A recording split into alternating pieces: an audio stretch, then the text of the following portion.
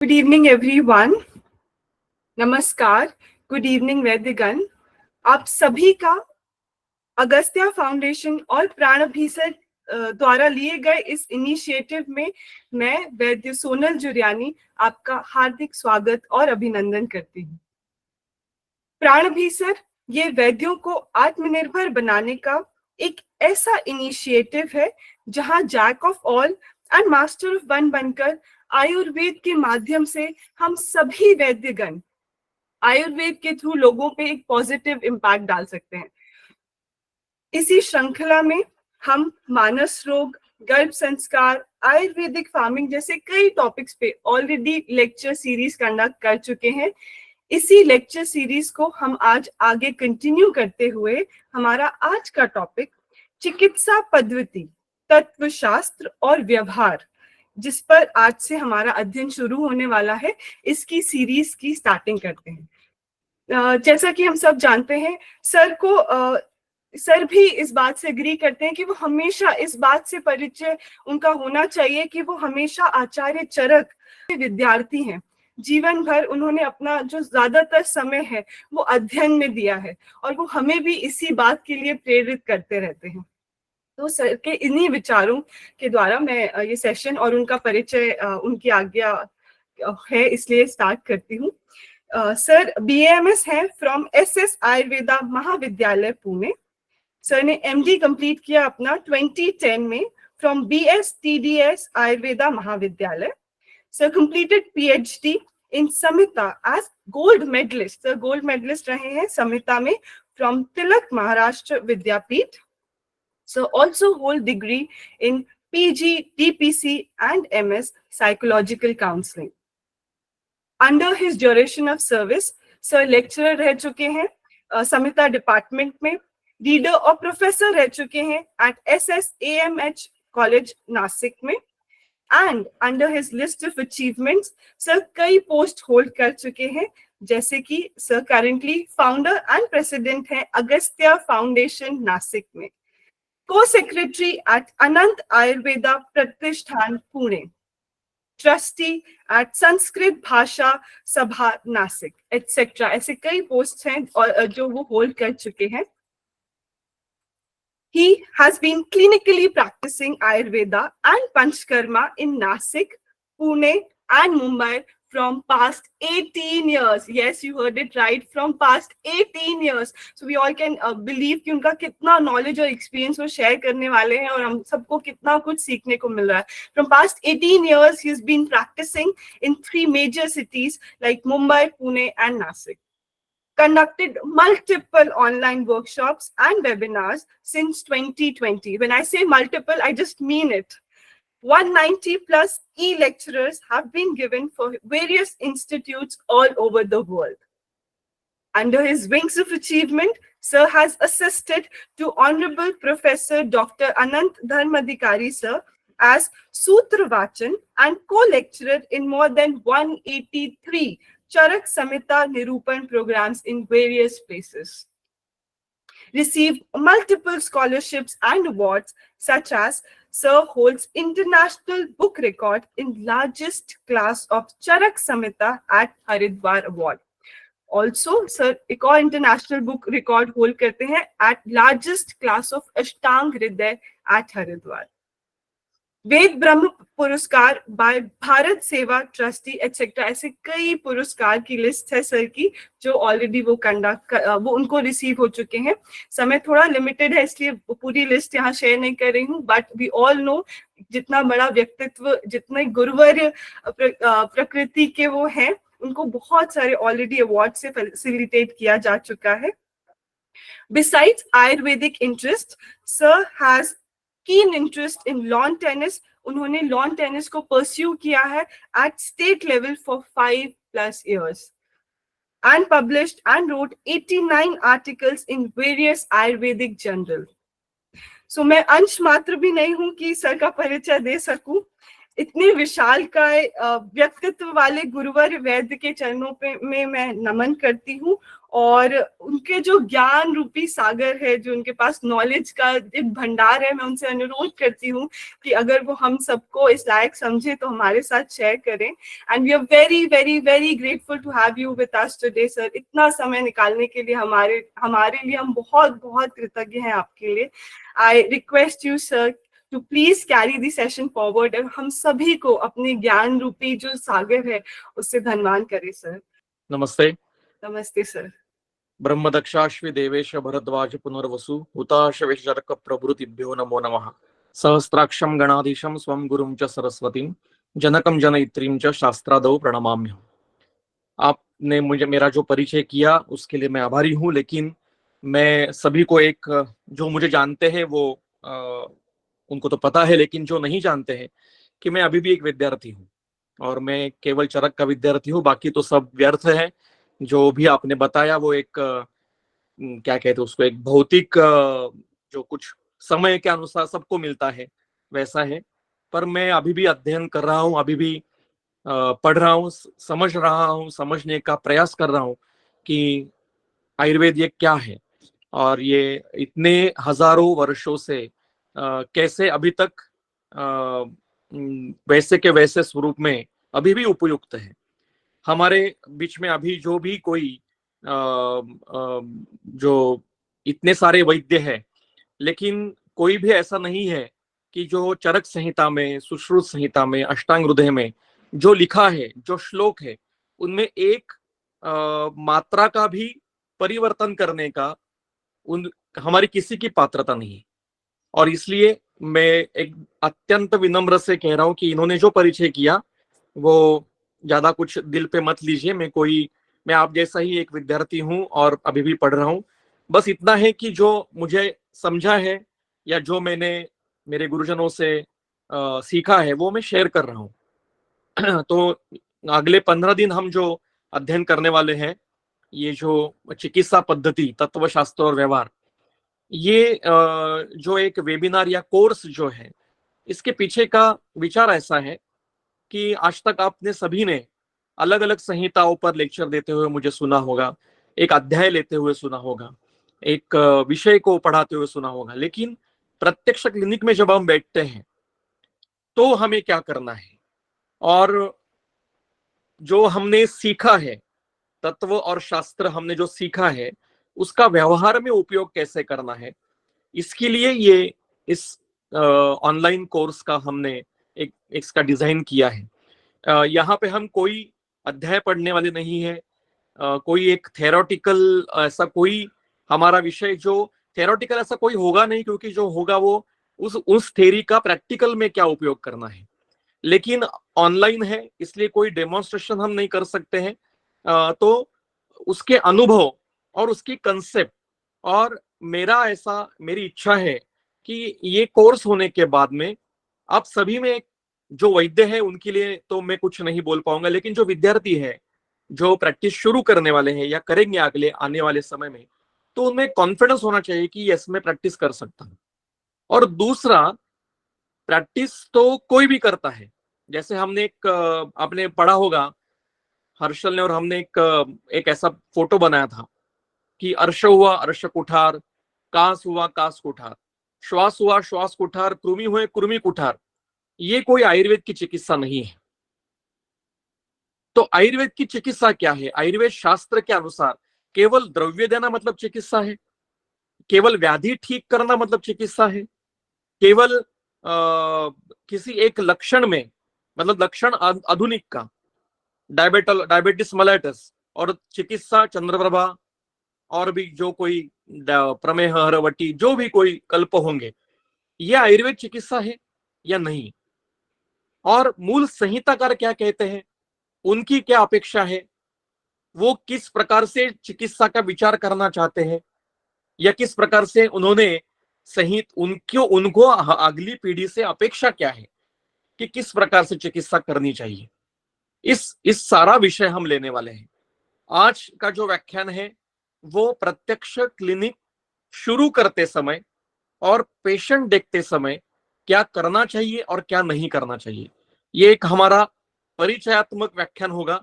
Dos and don'ts while clinical practice, क्या avoid करना है और क्या करना है। इसमें मेरे अनुभव के विचार है, मेरे जो गुरुजन है उनके अनुभव के विचार है।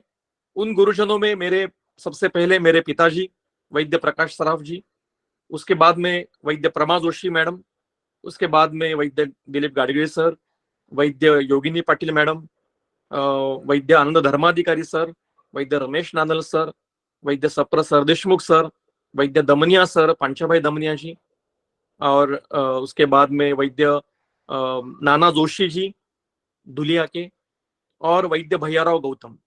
ये सारे गुरुवर जिनके पास मैंने क्लिनिक के लिए मैं गया। और मेरे कॉलेज में हड़पसर आयुर्वेदिक कॉलेज और वाघोली आयुर्वेदिक कॉलेज, यहाँ पे जो मुझे पढ़ाने के लिए थे उन सारे अध्यापकों से मैंने जो सीखा है, क्योंकि हमें बहुत अच्छे अध्यापक सिखाने के लिए थे।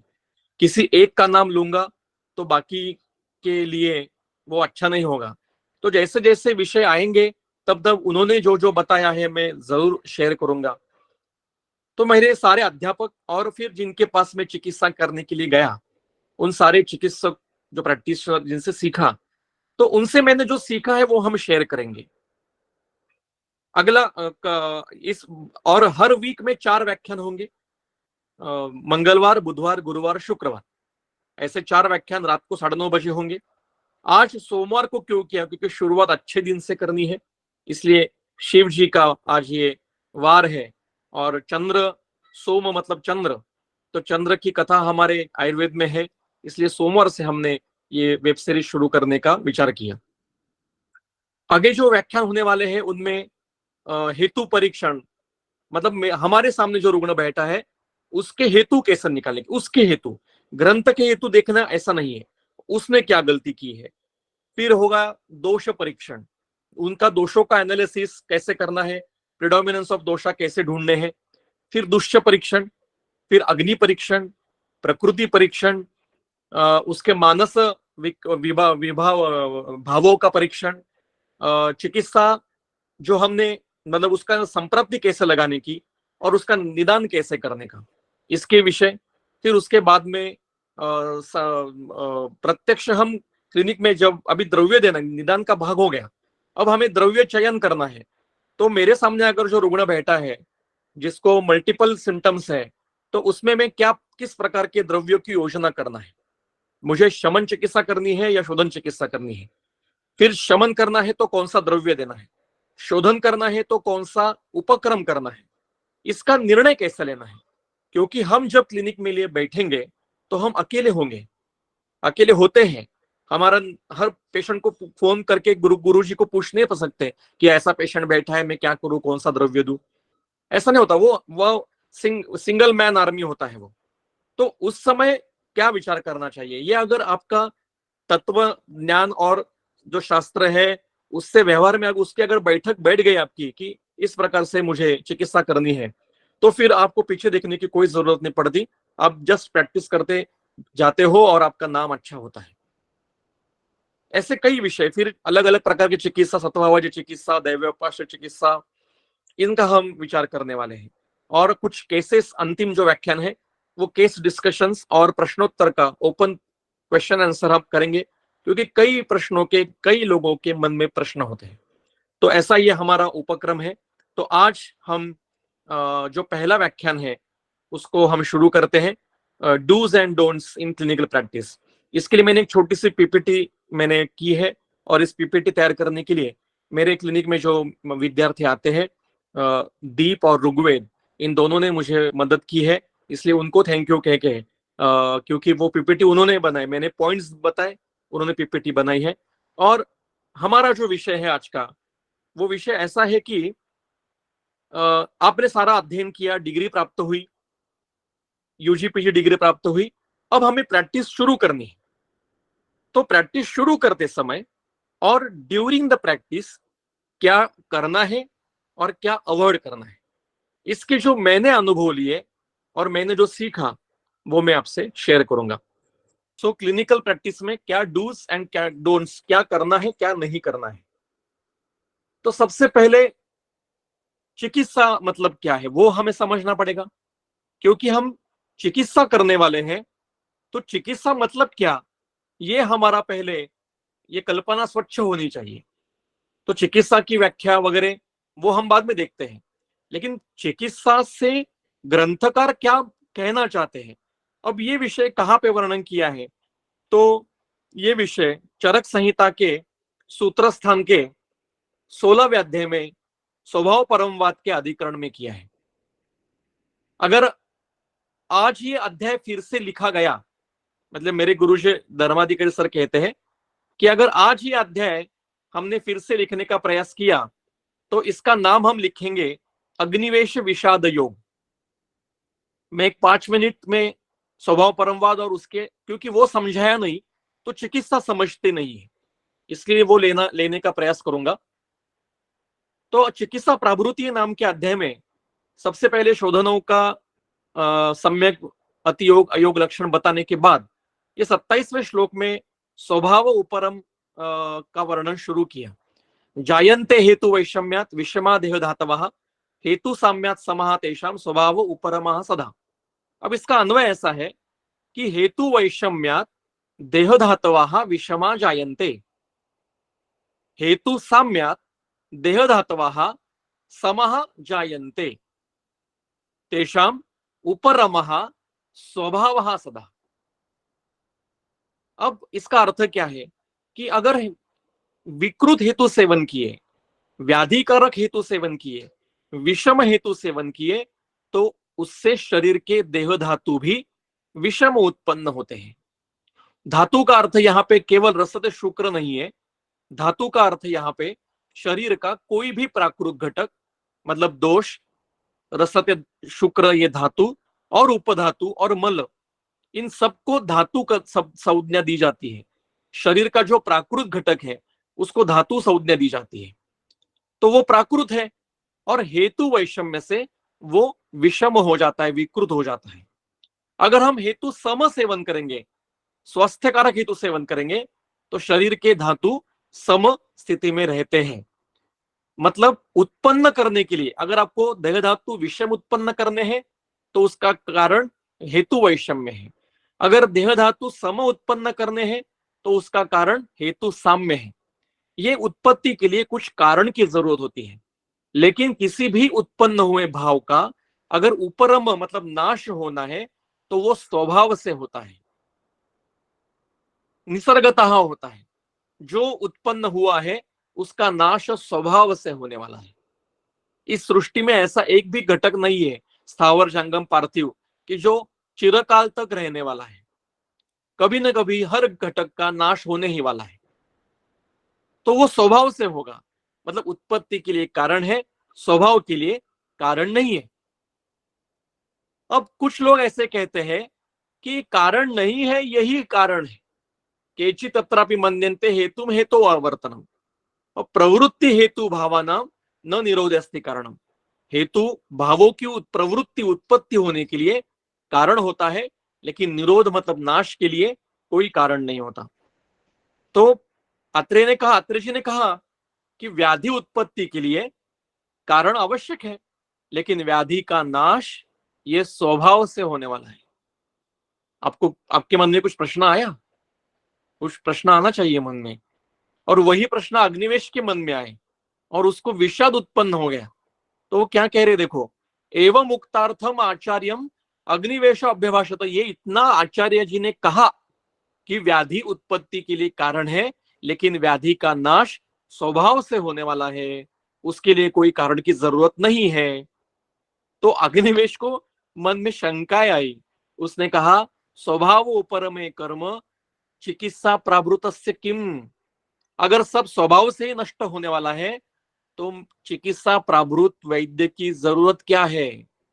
हमने इतने 4.5 साल इतने सबको झेल झेल के बीएमएस किया, फिर इंटर्नशिप किया, फिर 3 नीट फिर से देकर फिर 3 साल एमडी किया, उसमें सब कष्ट किए, फिर आप एमडी की इतनी कठिन एग्जाम दी, फिर एमडी हुए, फिर पीएचडी हुए, और अब आप कह रहे हो कि सारे व्याधि स्वभाव से नष्ट होते हैं, आप कुछ करते ही नहीं हो। तो हमने इतना क्यों किया, इतने पढ़े क्यों? हम क्लिनिक खोलते और पेशेंट को सामने रखकर बैठते थे, स्वभाव से वो ठीक होने वाला है। हम चिकित्सा क्यों करते हैं? फिर आगे पूछ रहे, भेषजई ही विषमान धातून कान समीकुरुते भिषक। वैद्य मतलब भिषक मतलब वैद्य, जो विकृत हुए धातु घटक है उनको चिकित्सा से, भेषज से कैसे सम करता है? करता ये नहीं करता है। अगर स्वभाव से हो रहा है तो चिकित्सक क्या कर रहा है? का वा चिकित्सा, चिकित्सा क्या है? और हे भगवान, किमर्थम वा प्रयोजित है, अगर स्वभाव से होने वाला है तो ये चिकित्सा क्यों करते हैं हम, किसके लिए उसका प्रयोजन है, और क्या चिकित्सा का अर्थ क्या है? फिर ये कहने के बाद में अग्निवेशनी जी ने कहा, तत्शिष्य वचनम श्रुत्वा व्याजहार पुनर्वसु श्रूयता मात्र सौम्य। थोड़ा ठंडा लो, शांत हो जाओ, कूल डाउन, थोड़ा चिल करो, इतना डिस्टर्ब होने की कोई जरूरत नहीं है। यहाँ युक्तिर दृष्टवा महर्षि भी, यहाँ हमें युक्ति पूर्वक विचार करना पड़ता है। फिर उन्होंने बताना शुरू कर दिया कि या भी ही क्रिया भी ही जायन्ते शरीरे धातवः समा सा चिकित्सा विकाराणाम कर्म तद विशेषाम स्मृतम। चिकित्सा मतलब क्या है? जिस भी किसी क्रिया से, ऐसा नहीं है कि हर समय आपको कोई द्रव्य या कल्प ही देना पड़ेगा, ऐसा नहीं आपको कि कभी हर समय कोई पंचकर्म ही करना पड़ेगा। अब जो भी उपाय करेंगे, याभीर क्रियाभीर जायन्ते शरीरे धातवा समा, अगर उस क्रिया से शरीर में सम धातुओं की उत्पत्ति होती है और विषमों का नाश होता है, तो सा चिकित्सा विकारण, वही उस विकार की चिकित्सा है। और कर्म तद विश्राम, वही चिकित्सक का कर्म है। अल्टीमेटली हमें क्या करना है? शरीर में धातु सम निर्माण करने हैं और विषमों का नाश करना है, इसी को चिकित्सा कहते हैं। उसके लिए आप जो भी उपक्रम करोगे, जो भी क्रिया करोगे, जो भी करोगे, वो चिकित्सा है। पेशेंट को उल्टा लटक के रखो तो भी वो चिकित्सा है। मिट्टी खिलाओ, कोई प्रॉब्लम नहीं, पानी पे रखो, पानी पिलाओ, कोई, अगर वो ठीक हो रहा है, अगर उसके धातु सम हो रहे हैं, तो वो चिकित्सा के अंडर आएगा, वो उपक्रम। ग्रंथ में तो कई सारी चिकित्सा बताई है, पर कभी कभी हमें उल्टा भी करना पड़ता है। आपने सारे आप लोगों ने भूल भुलैया पार्ट 1 देखा होगा अक्षय कुमार का। उसमें वो एक राजपाल यादव जो है वो थोड़ा सा उसका दिमाग खराब होता है और वो लाल रंग का पूरा लगा के यहाँ पे अगरबत्ती रख के सब जगह पे घूमता रहता है। तो उसको क्या करता है अक्षय कुमार, वो तो डॉक्टर है, वो उसको जोर से कान के नीचे लगाता है, अपने आपको याद आ रहा होगा, और फिर वो ठीक हो जाता है। तो वो भी चिकित्सा है। और वो विद्या बालन की जो चिकित्सा करता है, वहां वो क्या द्रव्यों के उपयोग करता है? वो तो कोई एक इंसिडेंस तैयार करता है, तो उसका मनोविघात ठीक होता है, और फिर उसको वो हिप्नोटिज्म या साइकेट्री ट्रीटमेंट करके फिर द्रव्य दे के वो ठीक करता है।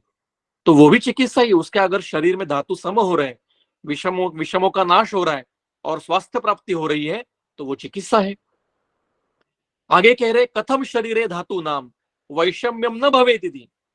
शरीर में ऐसे धातुओं का वैषम्य किससे न हो, मतलब वैषम्य उत्पन्न ही न हो, और जो सम है उनका अनुबंध हो, मतलब कंटिन्यू रहे, समों की कंटिन्यूटी रहे, इत्यर्थम क्रियते, क्या इतना ही हम करते हैं?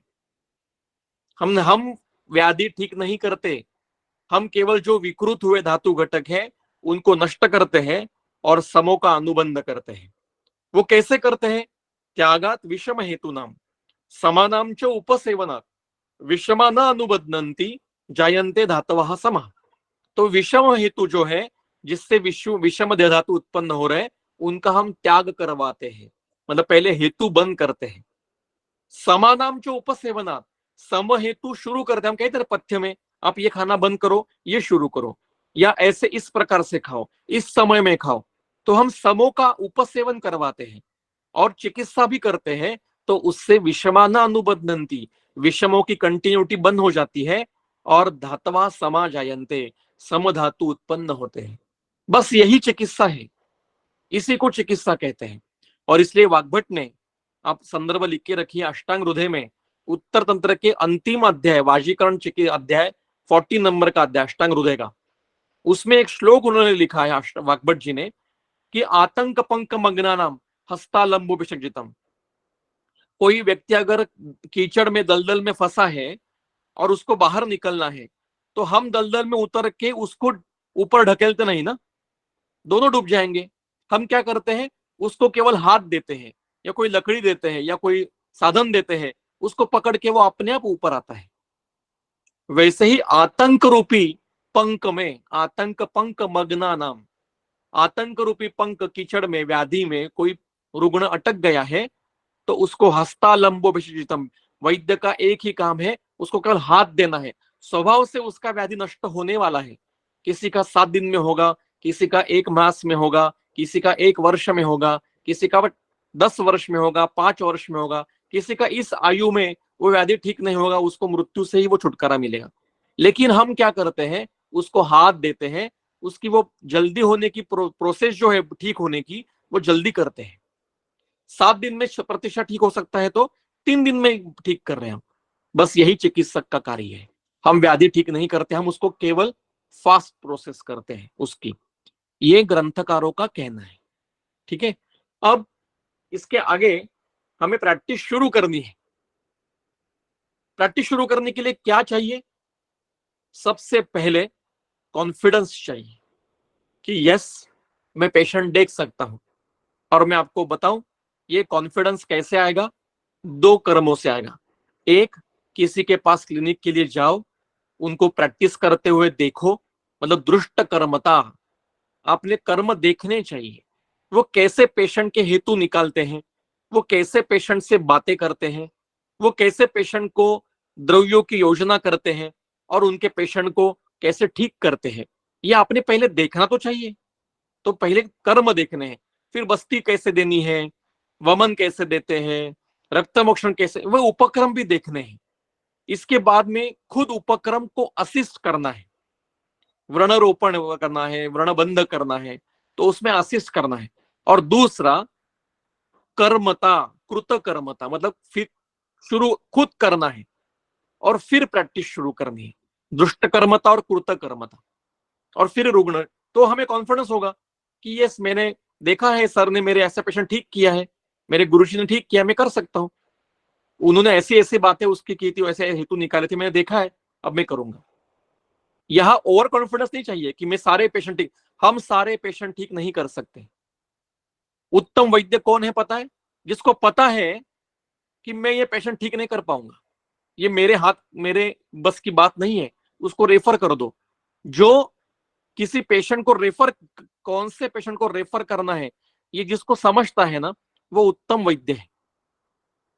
हम इस दुनिया के या हमारे समाज के सारे रुग्ण हम ठीक नहीं कर सकते।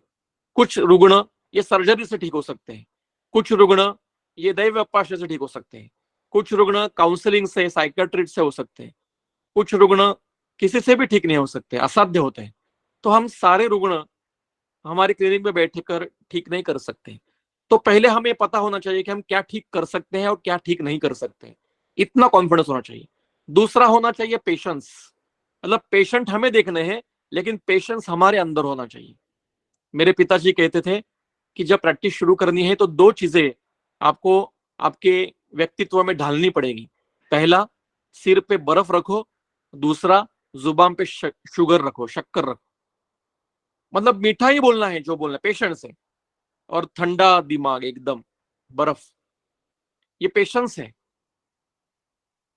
दूसरा नियम पिताजी ने बताया था कि 1000 दिन का वेटिंग पीरियड होता है किसी को भी, चाहे आप भारत रत्न ऐसा कोई वैद्य है, उसके बेटे हो, आपके पूरे दुनिया में आपके सेंटर्स है चिकित्सा के, और आपको जाके बस बैठना है, फिर भी आपके रुग्ण जो आपके खास आपके पास आने वाले कि नहीं मुझे अभिजीत सराफ जी को ही दिखाना है, ऐसे कह के जब पेशेंट आते हैं ना, उसके लिए कम से कम 1000 दिन का वेटिंग पीरियड होता है, कम से कम। ऐसा कभी नहीं होता कि हमने प्रैक्टिस शुरू की और लाइन लग गई लोगों की ठीक होने के लिए, ऐसा नहीं होगा कभी।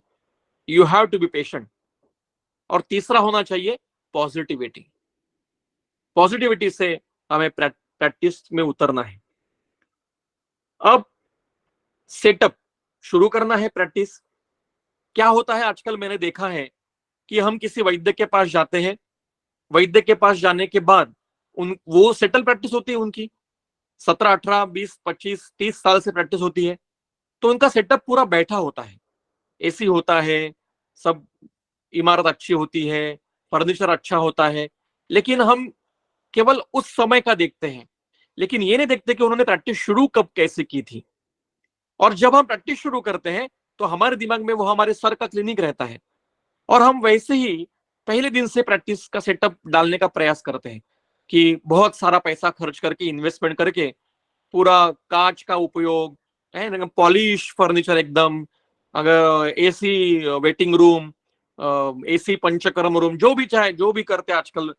अगर किसी के पास पैसे है तो ठीक है, लेकिन लोन लेकर या घर में जो सेविंग पड़े हैं पैसे, वो खर्च करके अगर कोई ये कर रहा है तो मेरी सलाह है, रुको। Don't invest too much money in your initial stage of practice. Practice के शुरुआती दौर में बहुत हेवी इन्वेस्टमेंट क्लिनिक में नहीं करने की। मैंने जब प्रैक्टिस शुरू की थी, मेरे पिताजी का क्लिनिक था, पूरा सेटल क्लिनिक था, लेकिन मैंने अलग प्रैक्टिस शुरू की थी, और मेरे क्लिनिक में एक पेशेंट का चेकअप करने का बेड, मतलब जो पेशेंट का जो चेकअप बेड होता है वो, एक टेबल, कुर्सी, और एक छोटी सी अलमारी जिसमें मैं दवाई रखता था। दैट्स इट, कुछ नहीं था। पहले 2 साल ऐसा ही था। मेरे पिताजी ने कहा, आपके पास जितने पैसे हैं उसमें आप प्रैक्टिस शुरू करो, मैं आपको कुछ नहीं दूंगा।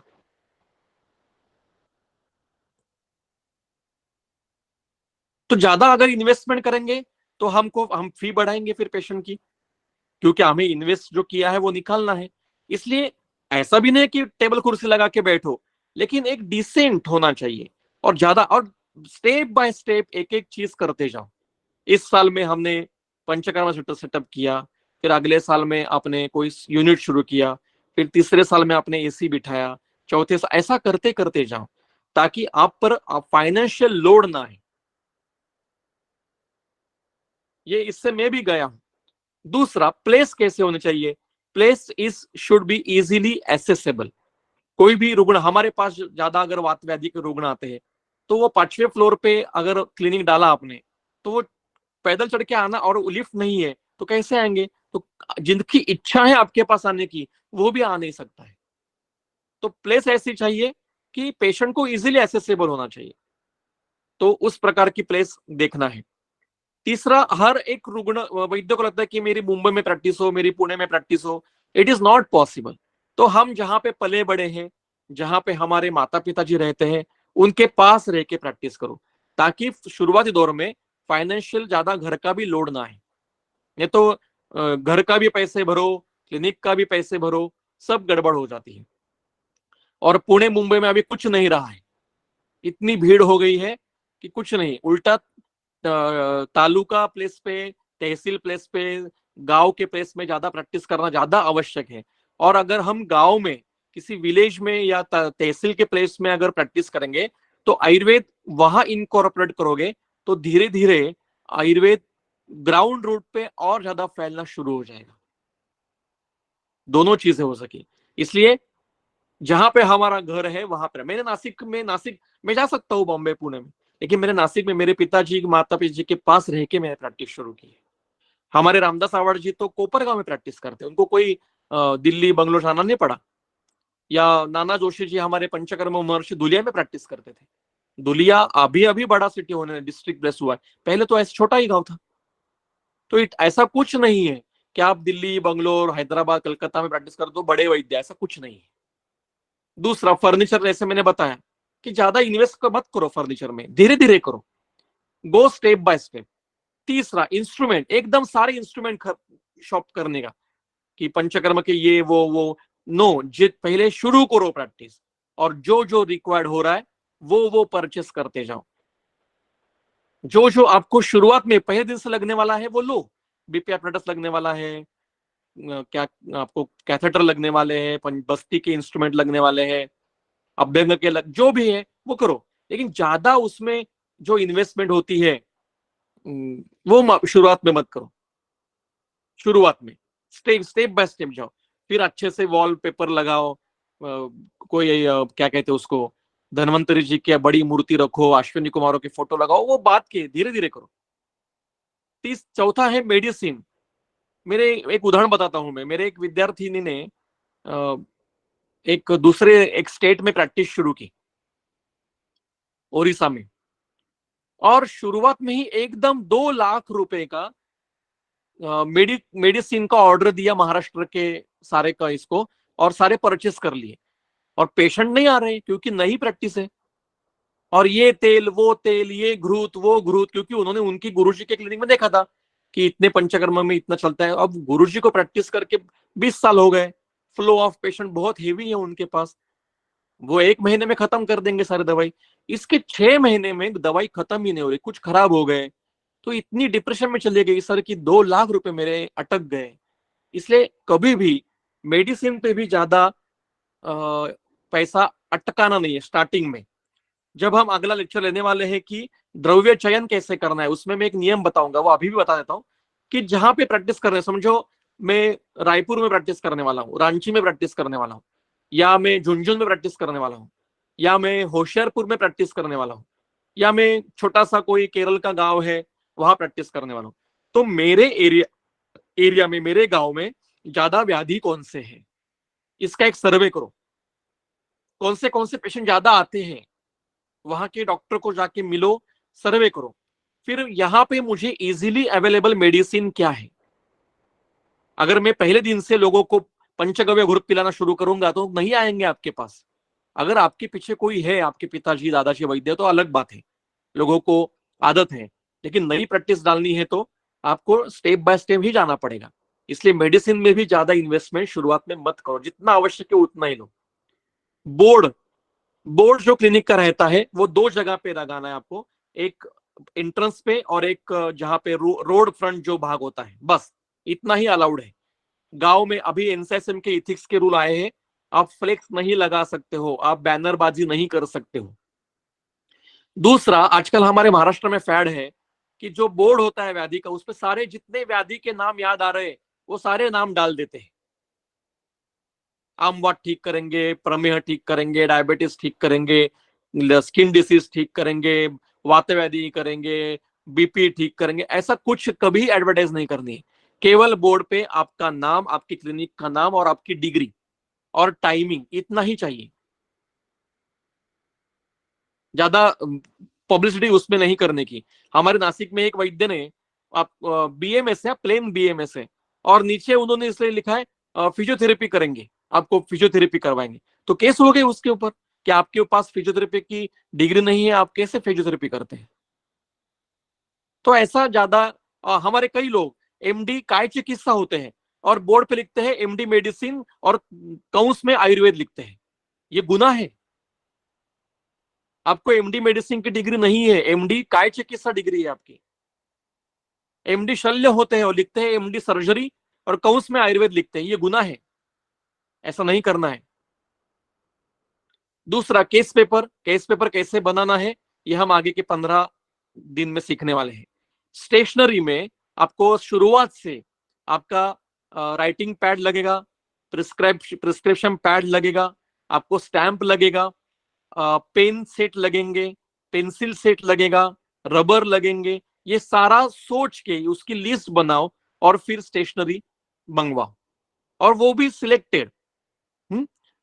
और एनवायरमेंट ऑफ सेटअप, तो जो आप जहां पे पेशेंट को वहां आने के बाद फ्रेश लगना चाहिए। मतलब आजकल क्या है कि फैड है रिसोर्ट करने का वगैरह, वो आपके पास पैसे तो करो, लेकिन शुरुआत है तो एक सिंपल डिसेंट क्लिनिक होना चाहिए, पॉजिटिविटी वहां पे होनी चाहिए। वहां किसी आप जिसको पूछते हो ऐसे देवताओं का एक जगह रखो, वहां धूप अगरबत्ती लगाओ, सेंट अत्तर वगैरह लगाओ, रूम फ्रेशनर लगाओ, ऐसा करके छोटा सा कोई रोप जो होते हैं, क्या कहते हैं उसको, प्लांट्स होते हैं, वो कॉर्नर पे रखो, सिंपल रखो पर। और जैसे जैसे आपकी प्रैक्टिस शुरू हो जाएगी, आपके पास पैसे आने लगेंगे, तो धीरे धीरे आप उसको एकदम पॉलिश करने का आप आगे आगे करो। आगे एटीट्यूड, आपका एटीट्यूड कैसा होना चाहिए। आप 2 काम करने वाले हैं, एक आप डॉक्टर हो और दूसरा आप उसको एडवाइस देने वाले हो। पेशेंट हमारे पास सब एडवाइस मांगने के लिए आते हैं कि बेटी की शादी करनी है, क्या करूं, बेटा पढ़ता नहीं है क्या, ये भी डॉक्टर से बात। अगर वो आपका उसको कॉन्फिडेंस है कि डॉक्टर बता सकता है, या वो आप दोनों के ऊपर है, आप कैसे रहते हो। तो आपका एटीट्यूड कैसा होता है, सलाह अगर किसी को दे रहे हैं तो उसको पता होना चाहिए कि उसको सलाह इस लेने जैसा आदमी है। और अगर आप ट्रीटमेंट दे रहे हो तो उसको ये लगना चाहिए पेशेंट को कि हाँ, ये बंदा मुझे ट्रीट कर सकता है। ऐसा नहीं लगना चाहिए कि इसको ही डॉक्टर को ट्रीटमेंट की जरूरत है। ऐसा तो कभी होना नहीं चाहिए कि पेशेंट बोले डॉक्टर को, डॉक्टर आपको कुछ तकलीफ हो रही है क्या, मैं दवाई लेके आऊंगा कुछ आपके लिए। ऐसे डॉक्टर देखे हैं मैंने। आपका बॉडी लैंग्वेज कैसे होना चाहिए, एक पॉजिटिविटी होनी चाहिए बॉडी लैंग्वेज में। आप बैठे हो क्लिनिक में तो गर्दन झुका के ऐसा बैड पोस्टर में बैठे हो तो कोई नहीं आएगा आपके पास। और एकदम सीना तान के बैठे हो तो क्या युद्ध के थोड़ी बैठे हो। तो आपके डिसेंट होना चाहिए, ये साइकोलॉजी में सीखा हमने। और आपके बीच में और पेशेंट में बड़ा सा टेबल है, कोई राउंड टेबल मीटिंग नहीं है, ऐसा टेबल नहीं होना चाहिए। टेबल छोटा होना चाहिए। आप झट से उसको नाड़ी देख सकते हो, झट से उसको आप हाथ लगा सकते हो, परीक्षण कर सकते हो। इतना छोटा टेबल होना चाहिए, एक मीडियम साइज का। या आप एक कभी मैं मेरे क्लिनिक का फोटो डालूंगा आपको 2-3 दिन में, कि जैसे बैठे हो, मेरे पिताजी का क्लिनिक है, वो बैठे तो आप इजीली पेशेंट को एक्सेस कर सकते हो, पेशेंट आपको देख सकता है। आप इस कॉर्नर में बैठे हो, पेशेंट उस कॉर्नर में बैठा है तो उसको ठीक नहीं लगेगा। तो body language, eye contact, patient को कभी भी आंखों से आंख नहीं मिलाना है, क्योंकि direct eye to eye contact it is a sign of adultery. तो और नीचे गर्दन के नीचे भी नहीं देखना है। तो ये एक्चुअली कॉर्पोरेट फील्ड में सिखाते हैं कि कैसे पेशेंट के सामने, पेशेंट छोड़ दो, कॉर्पोरेट में जो उनके ऑफिसर्स होते हैं उनको कैसे देखना है। तो आंखों में कभी देखना नहीं है। कहाँ देखना है फिर, उनका जो नासा रीजन है, नासा मतलब नोज का रीजन और अपर लिप के ऊपर का रीजन, इस एरिया में किसी के भी देखना है। तो उसको कॉन्फिडेंस, अगर आप आंखों में आंखें डाल के बोलोगे तो वो अलग साइन होता है। गर्दन के नीचे आपकी आंखें है तो पेशेंट झट से समझता है कि डॉक्टर कहाँ देख रहा है या सामने वाला व्यक्ति कहाँ देख रहा है। तो उसको नाक जो होता है ना उस एरिया में देखने का, तो उससे निगेटिव सिग्नल जाते नहीं है। ये बहुत महत्व का, ये किसी कॉलेज में सिखाते नहीं है। Should not do the eye contact, eye to eye contact, never. तो बॉडी लैंग्वेज पॉजिटिव चाहिए, एक हेल्दी, आप उसको हेल्दी लगना चाहिए। आप ट्रीटमेंट के लिए दे रहे हो, आप अगर डॉक्टर के रिलेशन में बैठे हो, नाते में बैठे हो, डॉक्टर के हिसाब से बैठे हो, तो आप स्वस्थ हो ये वो प्रिज्यूम करता है। आपको ही प्रतिष्ठा हो रहा है, आपको बुखार है, आप वो कैप पहन के बैठे हो, या आपको दवाई चल रही है, आपको सलाइन लगाई है और आप पेशेंट देख रहे हो, ऐसा नहीं होगा। फिर कोई नहीं आएगा आपके पास। तो आपको आपकी हेल्थ मेंटेन करनी होगी। क्या होता है, हम एकदम से कुछ बड़ा करने का हमारा मन में होता है कि मैं इतना बड़ा क्लिनिक डालूंगा, हॉस्पिटल डालूंगा, लेकिन एकदम स्टेप बाय स्टेप। हमारे यहाँ पे एक पेडियाट्रिशियन है, एमडी पेडियाट्रिशियन है, डॉक्टर नाइक नाम के, नासिक में। उनकी रात को 11 बजे तक ओपीडी चलती रहती है, पूरी लाइन लगी रहती है उनके क्लिनिक में। लेकिन क्लिनिक में क्या है पता है, डॉक्टर का एक मतलब पेशेंट चेक करने का टेबल, उनकी कुर्सी, एक अटेंडेंट बाहर बैठा रहता है। और बाहर क्लिनिक में आप खड़े भी नहीं रहते, इतनी भीड़ होती है। तो बाहर रोड तक वेटिंग लाइन होती है उनकी। और अंदर केवल बस उनके टेबल कुर्सी, रूम को पर्दा, एक छोटा सा क्या कहते हैं उसको, एक टेबल फैन, और प्रिस्क्रिप्शन पैड, और उनके बस दवाइयाँ। और दवाइयाँ तो सब प्रिस्क्राइब करते हैं वो, लेकिन लाइन लगी होती है उनके क्लिनिक में। तो ऐसा कुछ नहीं है कि आप बहुत ऐसा पॉलिश पॉश कुछ करोगे तो ही आपके पास पेशेंट आने वाले हैं। हाँ, पेशेंट देखते हैं, लेकिन वो एक हेल्दी एनवायरनमेंट होना चाहिए। ये बहुत महत्व का है। जी सर, नमस्ते। हेलो जी बोलिए। सर, ये जो श्लोक की आखिरी जो लाइन है, तेषाम उपरम स्वभाव, जो लास्ट जो है, हाँ स्वभाव परम, जी सर। तो इसमें सर हम, हाँ जैसा आपने बताया कि हेतु सेवन से विषम हो रही है और हेतु साम्य से वो सम हो रही है। जी। तो क्या हेतु साम्य ही चिकित्सा नहीं है अपने आप में? जो उसके बाद वाली लाइन है उसका, उसको थोड़ा सा और, मैं उस पर अगर थोड़ा और प्रकाश आप डालें। तो वही तो बता रहे हैं ना कि हेतु साम्य ही करना है, वही तो चिकित्सा है। याभिर क्रियाभिर जायन्ते धातवा समा, सा चिकित्सा विकारणम। जी और उपरम होता है मतलब हम जो विकृत हुए शरीर परमाणु है उनको सम नहीं करते हैं। एक बार जो धातु का परमाणु विकृत हो गया है, वो सम नहीं होगा, हम जी। विकृत नष्ट करने वाले हैं, तो नए समों की परंपरा निर्माण करने वाले, ओके। इसको जी चिकित्सा कहते हैं। जी जी। मतलब जो तो परमाणु इस जो परमाणु हेतु से, उसके लिए एक उदाहरण देता हूं मैं, कि आपको कोई जी खेती में एक ऐसा छोटा सा कोई मतलब उसको केदार कहते हैं, खेती में पानी जा रहा है नाले नहर से, छोटा नहर है, पानी जा रहा है, एकदम साफ सुथरा पानी है, और कोई बच्चा वहां गया और उसने कूदना शुरू कर दिया, तो सारी मिट्टी डिस्टर्ब हो गई और वो पानी मिट्टी युक्त गंदा सा पानी शुरू हो गया। मैंने वीडियो भेजे हैं हर्षल। ओके सर, फॉरवर्ड कर दो मामला।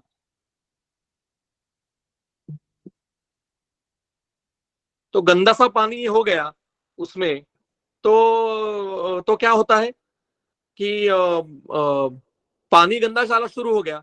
अब उसको फिर से हमें ठीक करना है, उस पानी को। तो क्या करना पड़ता है फिर? बच्चे को पहले बाहर निकालो, मतलब आपने हेतु बंद कर दिया।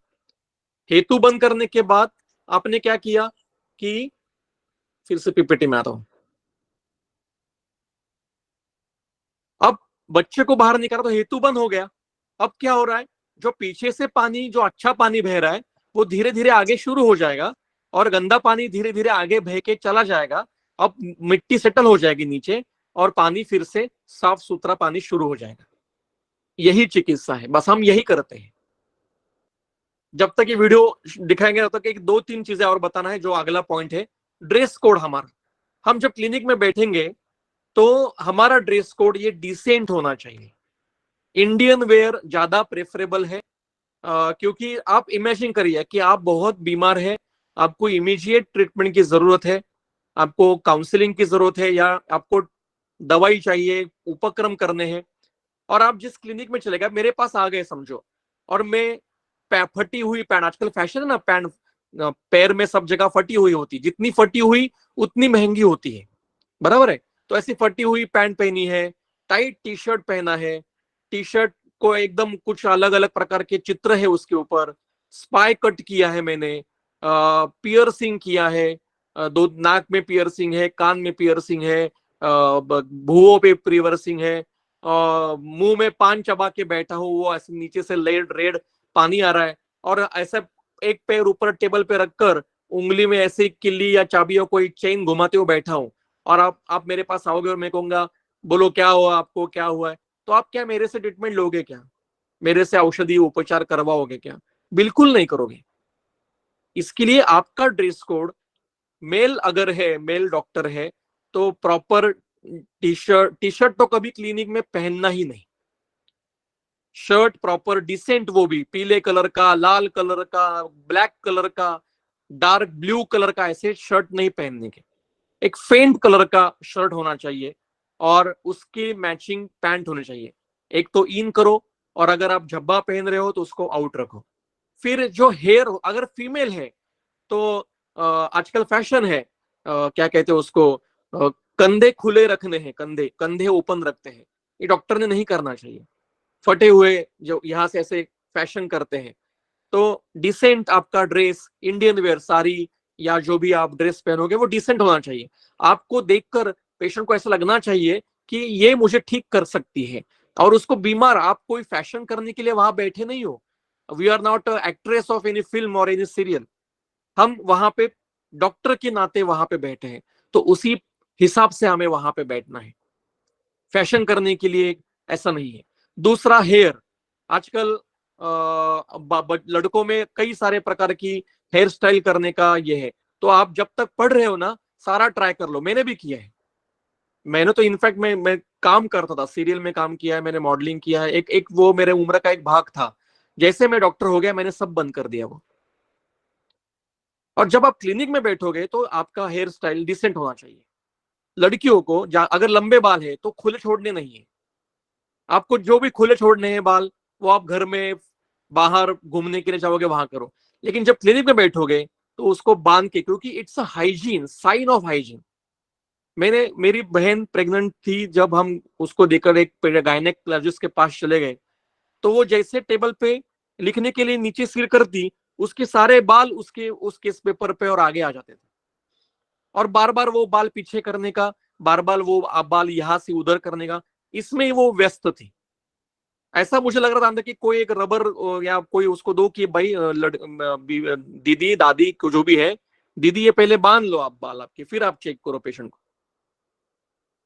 तो ऐसा नहीं। एक बार मैं एक हॉस्पिटल में मैं जब पढ़ता था आईपीडी में, तो एक वो राउंड लगाने के लिए एक डॉक्टर, लेडी डॉक्टर आई थी, पूरे बाल खुले हुए और एप्रन बिप्रन डाला हुआ था, नो प्रॉपर, बाल खुले थे और पेशेंट बेड रिडन था और पेशेंट को चेस्ट चेक करनी थी।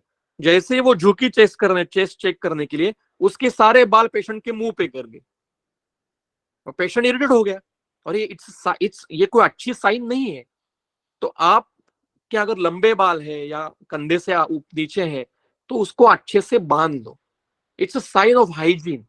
और दूसरा, अगर मेल डॉक्टर है तो बियर्ड जो होती है वो आपके फेस के अनुसार, अगर आपको अच्छी लगती है, आपके फेस को सूट हो रही है, तो एक अच्छी सी वो बल्कि अच्छी ट्रिम की हुई साफ सुथरी बियर्ड चाहिए। या तो इतनी लंबी बियर्ड है और ऐसे अंदर से कुछ कीड़े घूम रहे, ये घूम रहा है, तो कोई आपके पास पेशेंट चेक करने के लिए नहीं आएगा। तो ये बहुत महत्व, ये कोई बताता नहीं है, और अगर बताएंगे तो भी वो अलग अलग इसमें वो जाता है। प्लीज मैडम शेयर कीजिए वो तीसरा जो मुन्ना भाई एमबीबीएस का वीडियो, वो सभी लोग प्लीज ये आपने वीडियो आराम से देखा, हाँ, कि पेशेंट को प्यार नहीं करना है, पेशेंट से दर्द महसूस नहीं करना है।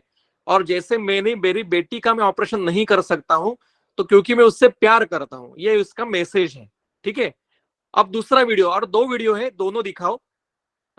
आपको सारे वीडियो कीनली ऑब्जर्व करने हैं। अब ये दो वीडियो है, अब में आपने 3 वीडियो देखे। एक वीडियो मुन्ना भाई एमबीबीएस का था और 2 वीडियो आनंद फिल्म के थे। तो हमने देखा कि किस प्रकार से वो पेशेंट को ट्रीट कर रहे हैं। अब हमने देखा पहले इसमें वीडियो में कि किसी पेशेंट को प्यार मत करो, या किसी पेशेंट को उसको केवल ठीक करो, बस ट्रीटमेंट हो, इस लाइक अ सब्जेक्ट। लेकिन हमारे ग्रंथकार क्या कहते हैं देखो, चरक कहते हैं रसायन अध्याय में, भिषक अपि आतुरान सर्वान स्वसुतान इव यत्नवान आबादेभ्यो ही संरक्षित इच्छन धर्मम अनुत्तमम।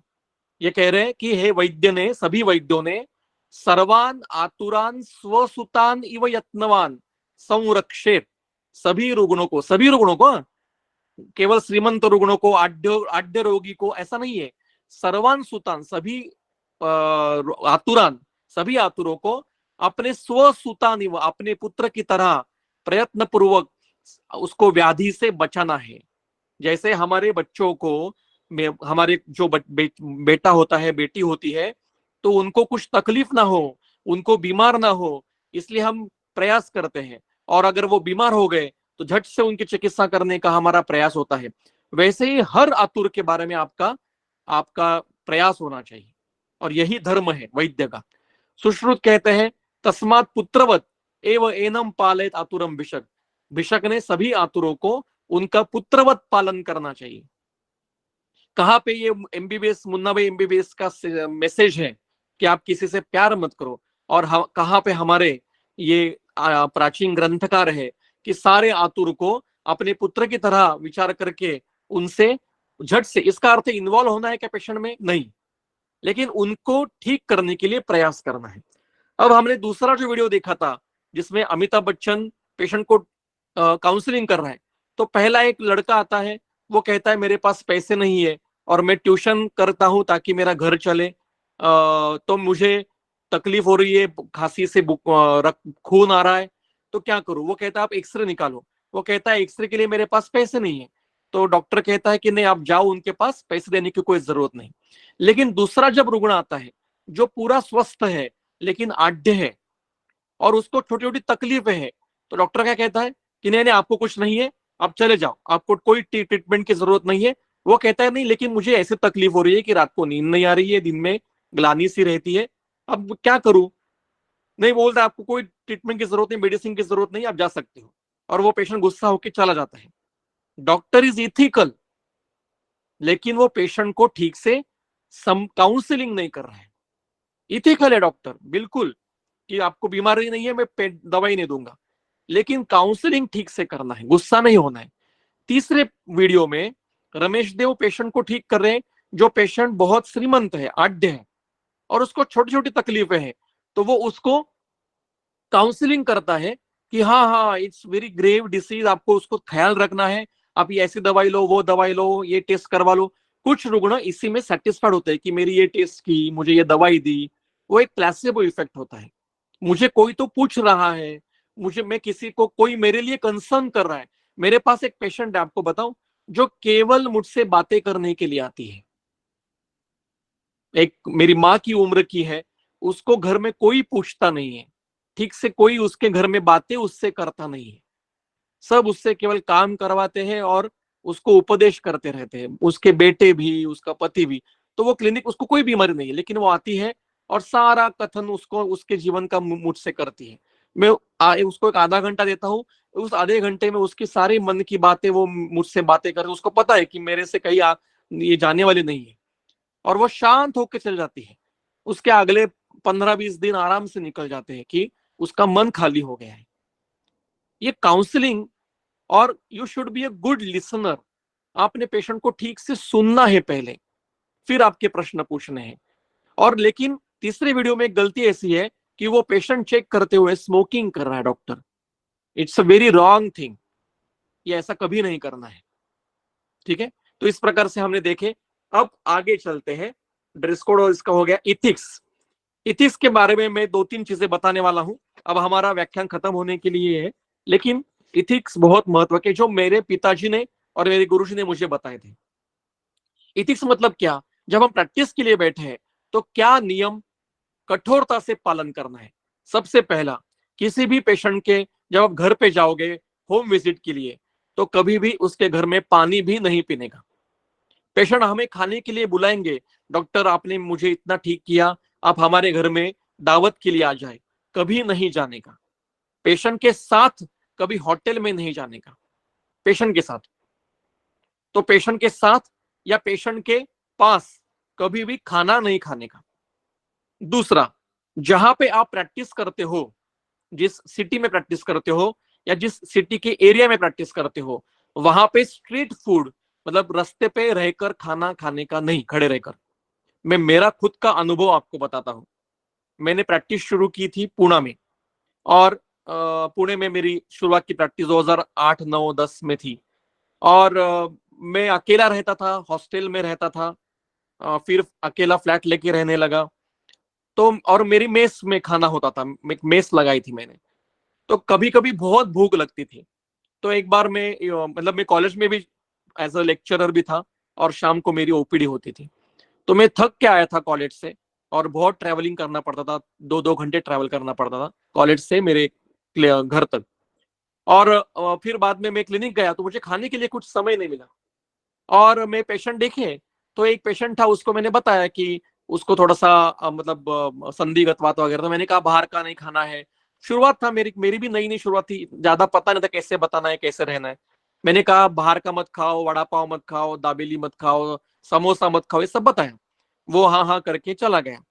अब पेशेंट होने के बाद, एक 2-3 ही पेशेंट थे, होने के बाद आधे घंटे के बाद मैंने मेरी जो कंपाउंडर थी, दादी जी थी, वो उनको कहा कि मैं 2 मिनट में कुछ खाना खा के आता हूँ, और नीचे चला गया। नीचे क्लिनिक के नीचे ऐसे रास्ते पे बहुत सारे होटल्स, छोटे छोटे होटल्स भी थे, कुछ गाड़ियां भी थी जहाँ पे दाबेली मिलती है, कहीं कुछ। तो मैं दाबेली खाने के लिए गया, और गाड़ी गाड़ी पे खड़ा था वो, मैंने दाबेली परचेस की।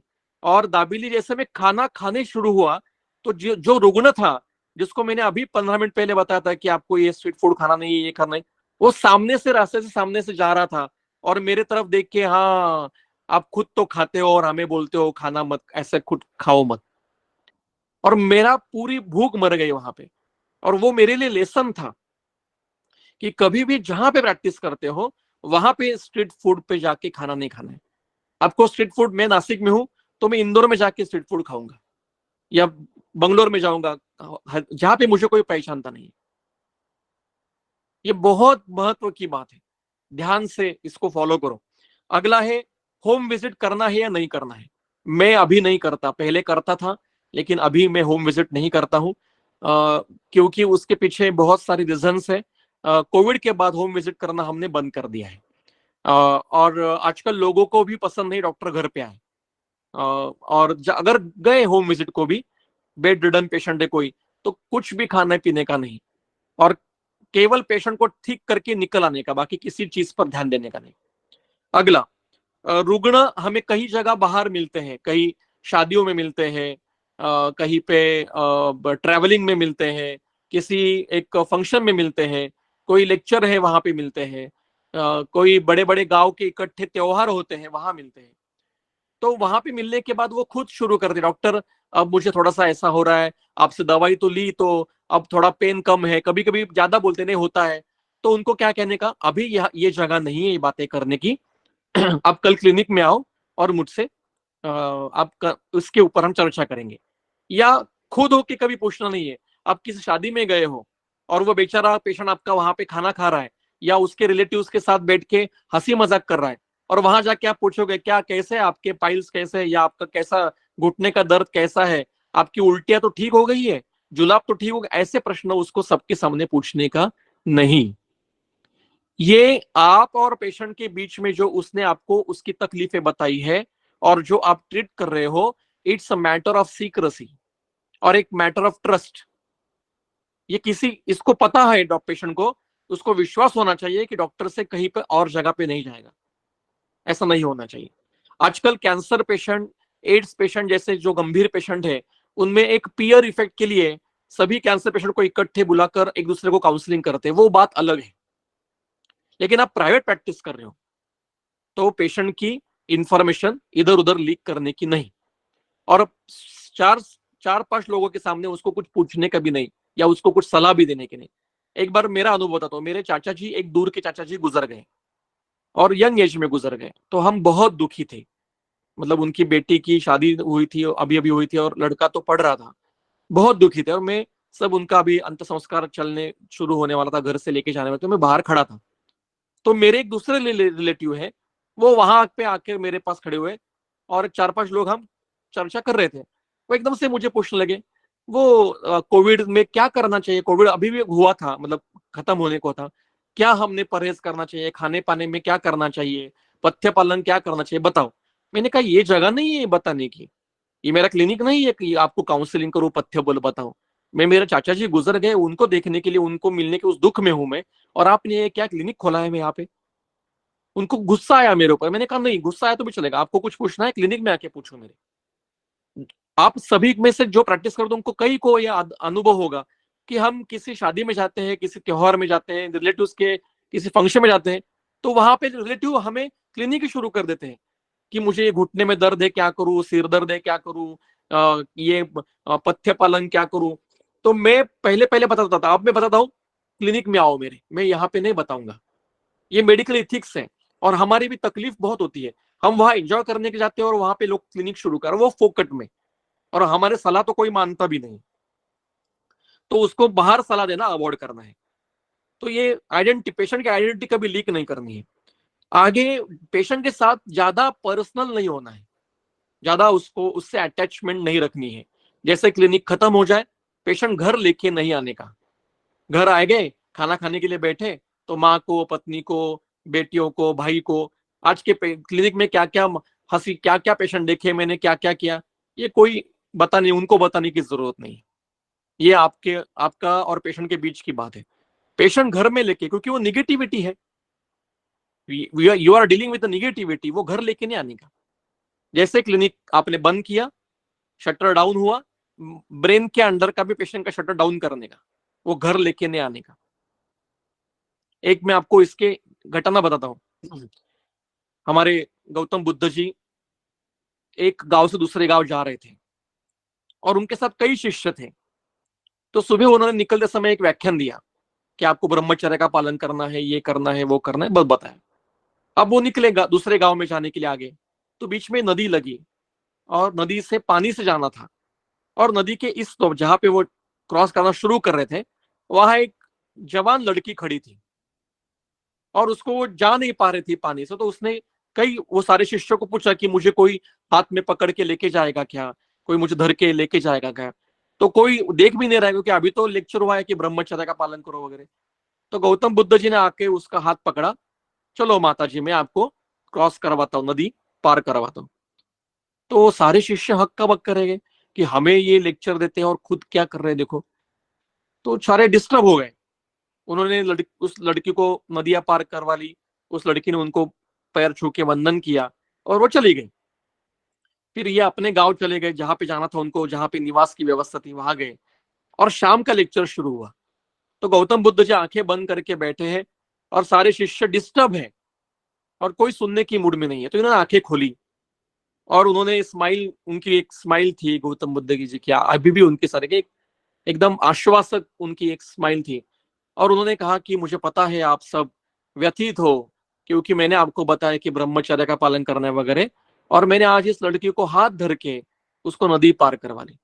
लेकिन एक बात ऐसी है कि आप, मैं उस लड़की को, वो जो माता जी थी, दीदी थी, उसको मैं नदी के तट पे ही छोड़ के आया हूं, लेकिन आप अभी भी उसका हाथ पकड़ के बैठे हो, मन में अभी भी उसका विचार कर रहे हो। वो तो एक सजीव है मेरे लिए, एक देव स्वरूप है मेरे लिए, माता जी है, उस जीव है एक, उस जीव की तकलीफ मैंने दूर की, वो चली गई, वो बात खत्म हो गई, लेकिन आप उसी के ऊपर अटके हो। वैसे ही पेशेंट चला गया तो दिमाग में पेशेंट का शटर डाउन करना है हमको, उसको घर लेके आने का नहीं। फिर ज्यादा उससे पर्सनल रिलेशनशिप बढ़ानी नहीं है पेशेंट को, उसको पेशेंट है तो पेशेंट की तरह ही रखो उसको। और अगर आपके कोई रिलेटिव आपके पास पेशेंट बन के आते हैं तो वहां उस समय केवल उसकी बातें करनी है, और जब वो किसी और जगह रिलेटिव बन के आएंगे तो वहां उनकी हेल्थ की बात नहीं करनी है। डोंट शेयर, अगला नियम है, don't share your personal things to patient.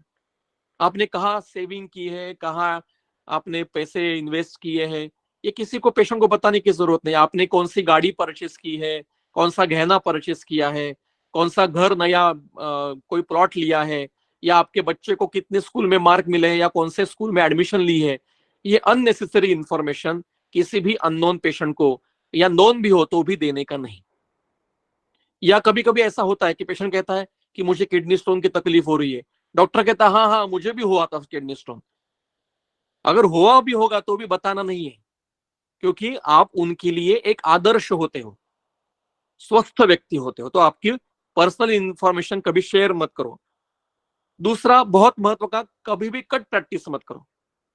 Ethics में आता है कि मतलब मेरे मेरे पिताजी का देखा है, कई लोगों का देखा है। मेरे पिताजी क्या करते थे कि अगर किसी पेशेंट को हॉस्पिटल में सर्जरी के लिए या किसी के लिए रेफर किया तो हॉस्पिटल से चेक आता थे या कैश पैसे आते थे कट के। तो पहले तो वो लेते नहीं थे, फिर बाद में वो ज्यादा ही हॉस्पिटल ये करने लगे कि फिर आप मतलब आपको बदनाम करते, फिर आपसे कोई रिलेशनशिप रखते नहीं। तो फिर पिताजी क्या करते थे, जिस पेशेंट को भेजा था उसका कट आया है, उस पेशेंट को बुला के उसको पैसे देते थे कि देखो आप, मैंने आपको वहां भेजा था, आपके इतने पैसे होते, उसमें से मुझे ये कट आया है, तो ये आपके पैसे, मेरे नहीं है। इससे क्या होता था कि पेशेंट अटैच रहता था, और इतने अटैच है पेशेंट की, मेरे पिताजी गुजरने के बाद आज 10 साल हो गए तो भी वो मेरे पास प्रैक्टिस के लिए थे कि नहीं, डॉक्टर सराफ जी के प्रैक्टिस ऐसी थी तो उनका लड़का भी वैसे ही प्रैक्टिस करता होगा, वैसे फेक प्रैक्टिस नहीं करता होगा। ये एक विश्वास आप पेशेंट के मन में पैदा करने के लिए आपको करना पड़ेगा। आपको कट प्रैक्टिस से जल्दी इजी मनी आ जाएगा, लेकिन वो बहुत बुरी तरह से बाहर भी इजीली निकल जाएगा। ऐसा मत करो। कोविड में जिन्होंने लाखों रुपए कमाए उनकी आज बुरी हालत है बहुत। आप देख लो आपके शहर में क्या है, हमारे शहर में तो बहुत बुरी हालत।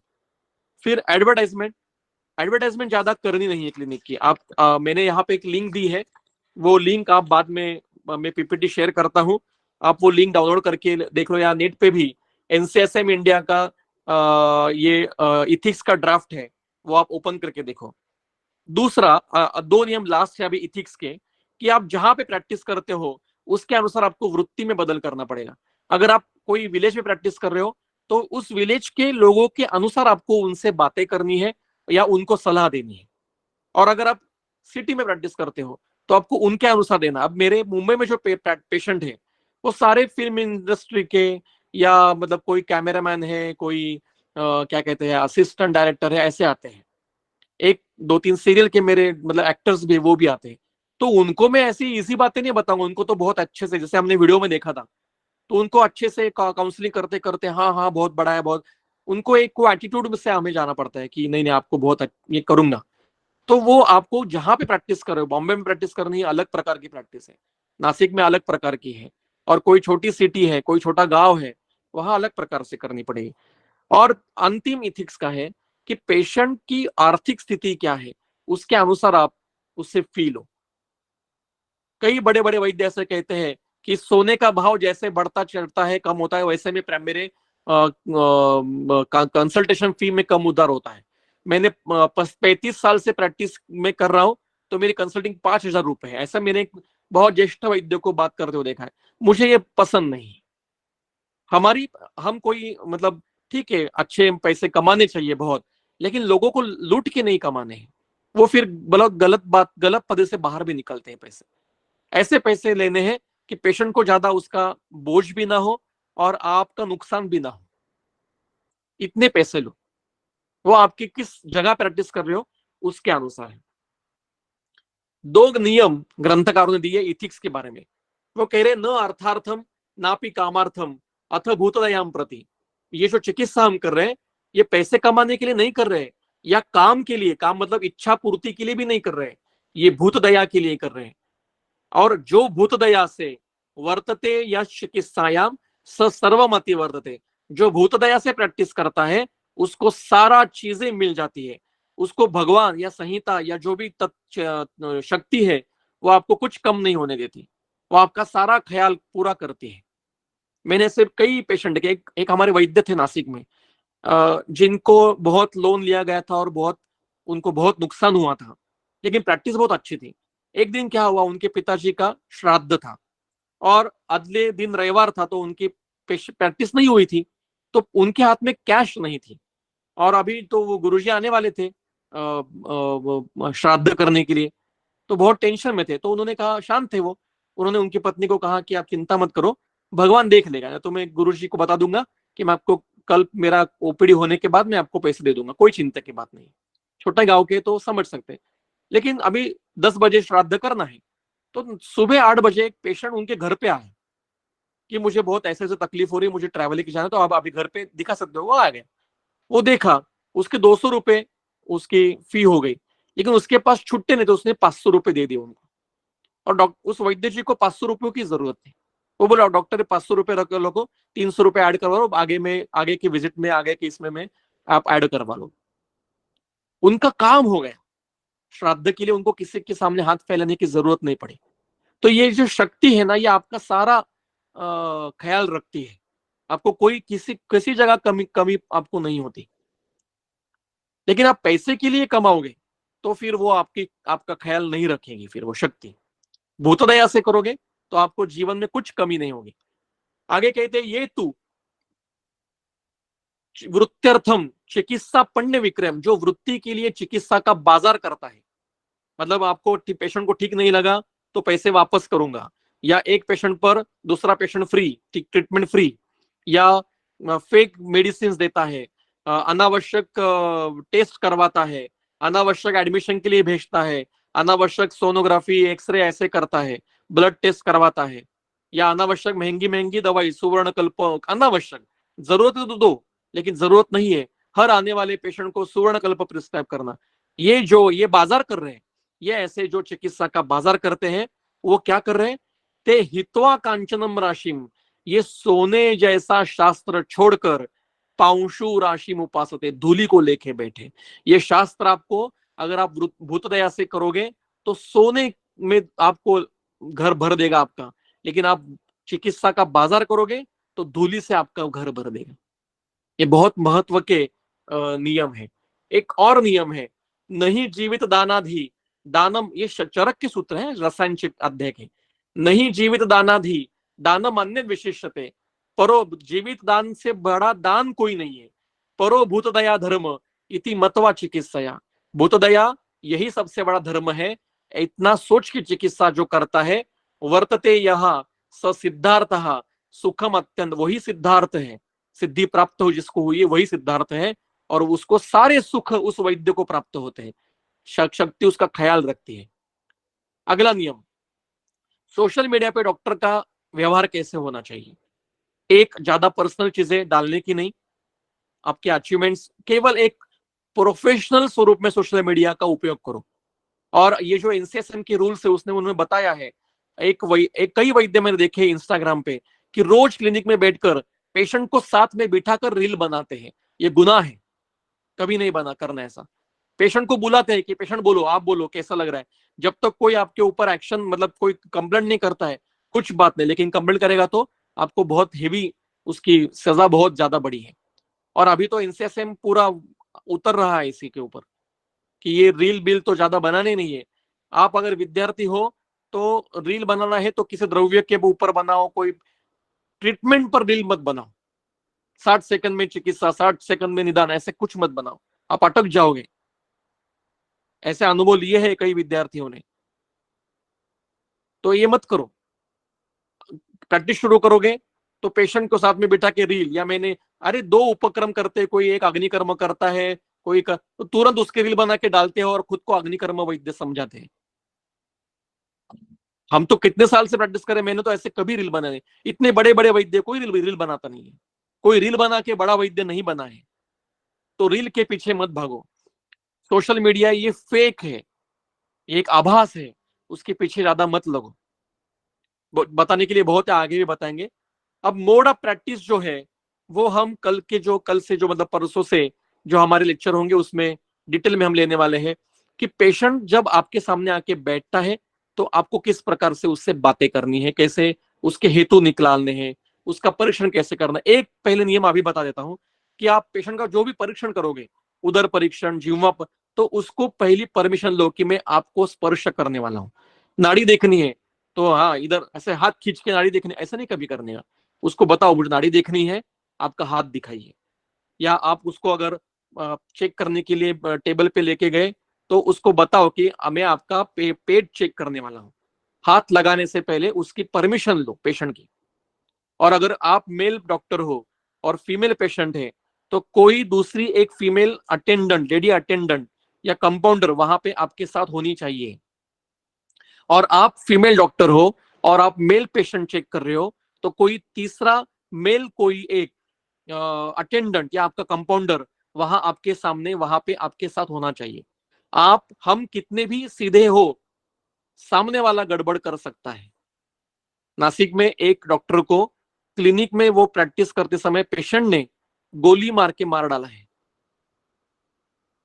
आजकल ऐसी स्थितियां आनी शुरू हो गई है, इसलिए आपको पूरी खबरदारी। और एक मतलब ये तो क्या कहते हैं उसको, विनय भंग वगैरह का जो बातें होती है वो तो उससे बहुत, मैं कभी कई लड़कियां जो विद्यार्थिनी होती है वो कहती है मुझे कि सर मुझे चेक करना है, मैं आपको क्लिनिक में आऊं, मुझे ऐसा ऐसा है।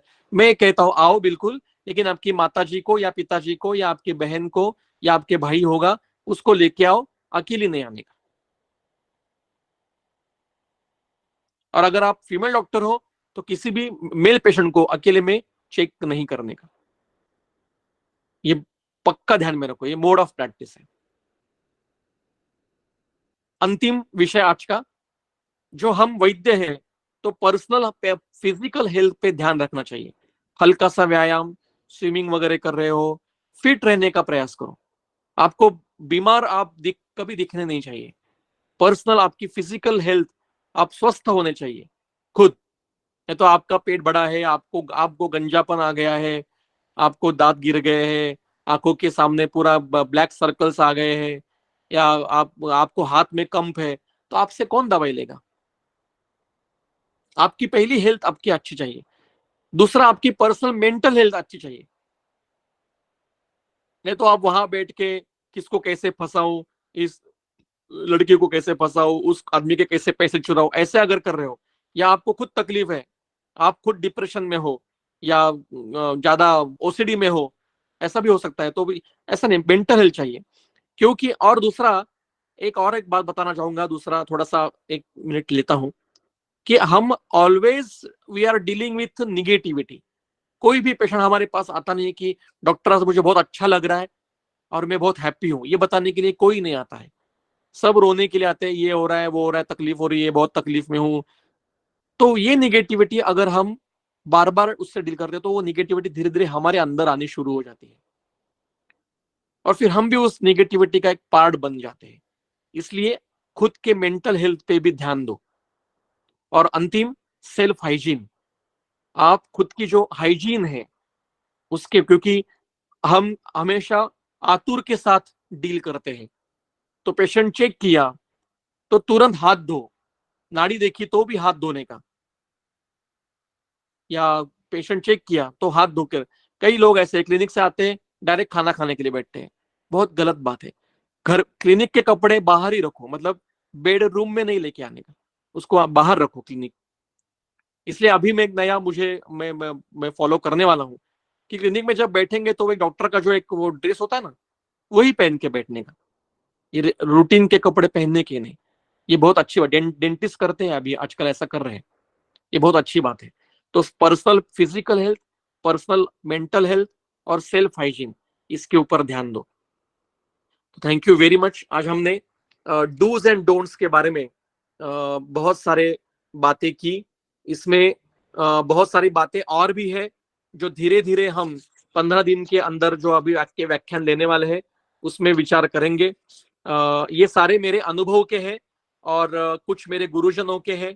ये विषय ज्यादा कोई कहीं बताता नहीं है, कॉलेज में ये पढ़ाते नहीं है कि आप प्रैक्टिस शुरू करोगे तो कितनी इन्वेस्टमेंट करनी है, कितनी मेडिसिन में इन्वेस्टमेंट करनी है, कौन से द्रव्य हमें लेने हैं, या आपका ड्रेस कोड कैसे होना चाहिए, आपकी फिजिकल मेंटल हेल्थ कैसे होना चाहिए, आपने आपका हाइजीन कैसे मेंटेन करना चाहिए, आपके क्लिनिक में कलर अंदर से कौन सा लगाना चाहिए, आपके फर्नीचर कैसा होना चाहिए। इसके ऊपर ज्यादा कोई बताता नहीं। मैं आपको फिर से एक बार संक्षेप में बताता हूं कि ज्यादा शुरुआती दौर में इन्वेस्टमेंट मत करो क्लिनिक में। दूसरा, ज्यादा मेडिसिन में इन्वेस्टमेंट मत करो। जितनी जरूरत है उतनी ही एक एक महीने की इन्वेस्टमेंट लो, एक मेडिसिन लो। और पहले सर्वे करो कि मेरे पास कितने इस एरिया में कौन से पेशेंट है। ज्यादा तो ज्यादा आप अगर दुर्जल जैता रस या सुवर्ण मालिनी वसंत या क्या वात महावात विध्वंस रस या मकर ध्वज रस ऐसा परचेस करके रख दी और वो 1 लाख रुपए का हो गया और पेशेंट ही नहीं आया आपके पास, तो वेस्ट हो गया सारा। किलो किलो किलो किलो आपने परचेस, क्या जरूरत है? जितनी जरूरत है उतनी परचेस करो, तो प्रिस्क्राइब करो बाहर से। दूसरा, हम ऑलवेज निगेटिव एनर्जी से डील करते हैं, तो उसको नलीफाई करने के लिए एक मेरे गुरुजी ने मुझे 2 नियम बताए कि हमेशा आपको समझो आज मुझे 100 रुपए मिले क्लिनिक में, तो 1 रुपया में किसी को दान दे दूंगा।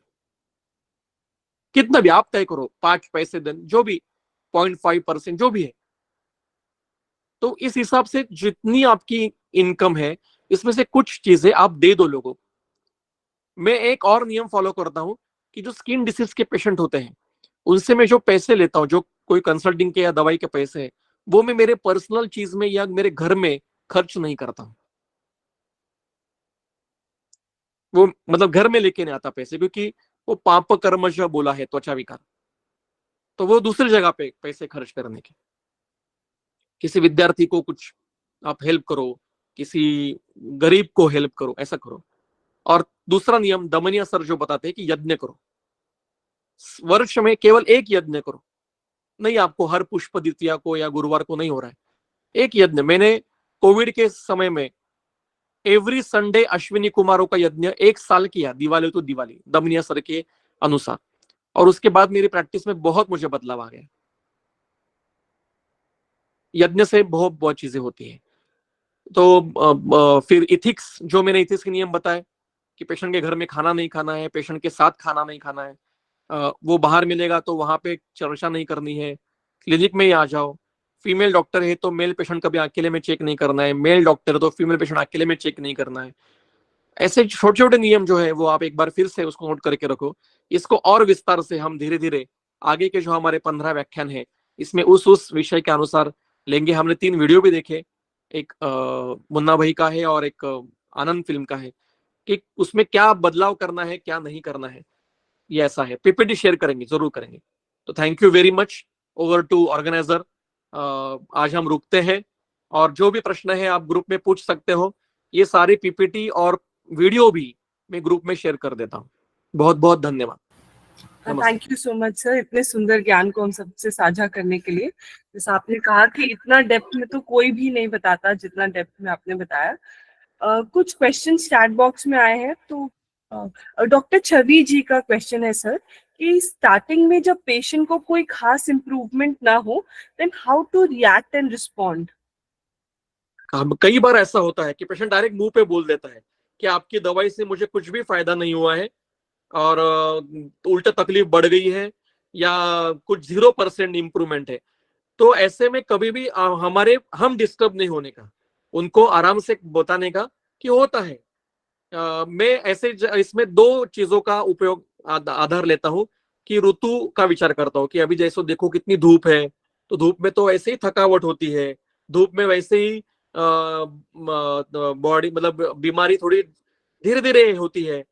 तो कभी भी अपने ऊपर इल्जाम नहीं लेने का, हमारी गलती होगी तो भी उसको काउंसलिंग करने का कि नहीं हो जाएगा, चिंता मत, और उसको एक पॉजिटिविटी देने का कि चिंता मत करो, आपकी हो जाएगा, ठीक है, मैं एक मेडिसिन बदल देता हूँ, ये गोली में बंद करता हूँ। मैं एक अनुभव बताता हूँ आपको कि मेरे प्रैक्टिस शुरू की, मेरे पिताजी गुजर गए थे, गुजरने के बाद 1-2 साल के बाद की बात है। एक दादाजी आए, 75-80 साल के होंगे, और पूरा आधा घंटा अलग अलग सिम्टम्स बताए। मैंने उनको सारा काउंसलिंग किया, सारा उनको बताया। मैंने उनको मेडिसिन दिए, कंसल्टिंग प्लस मेडिसिन के पैसे मैंने लिए।